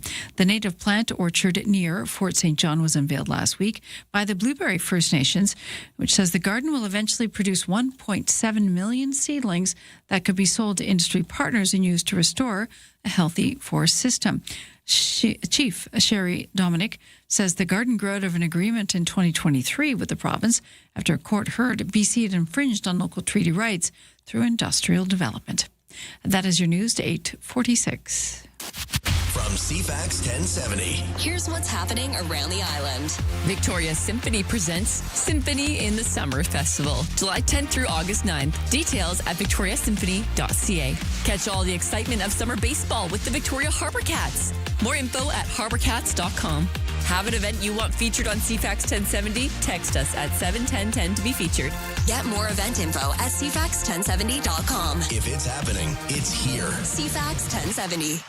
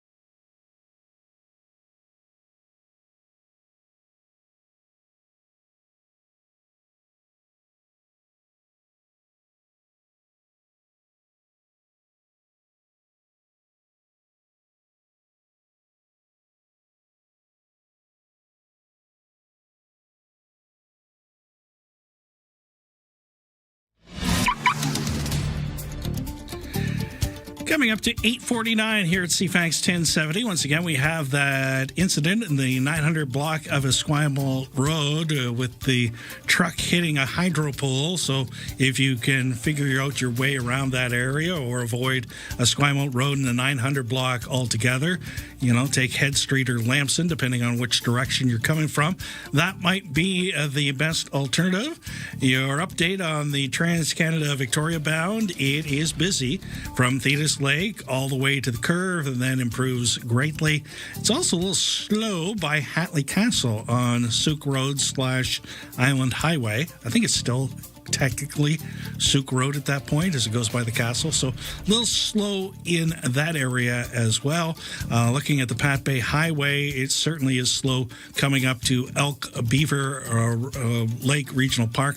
My guess is that's probably traffic headed for the ferry, although it's in both the north and southbound lanes. So little slow on the Pat Bay Highway in that particular area.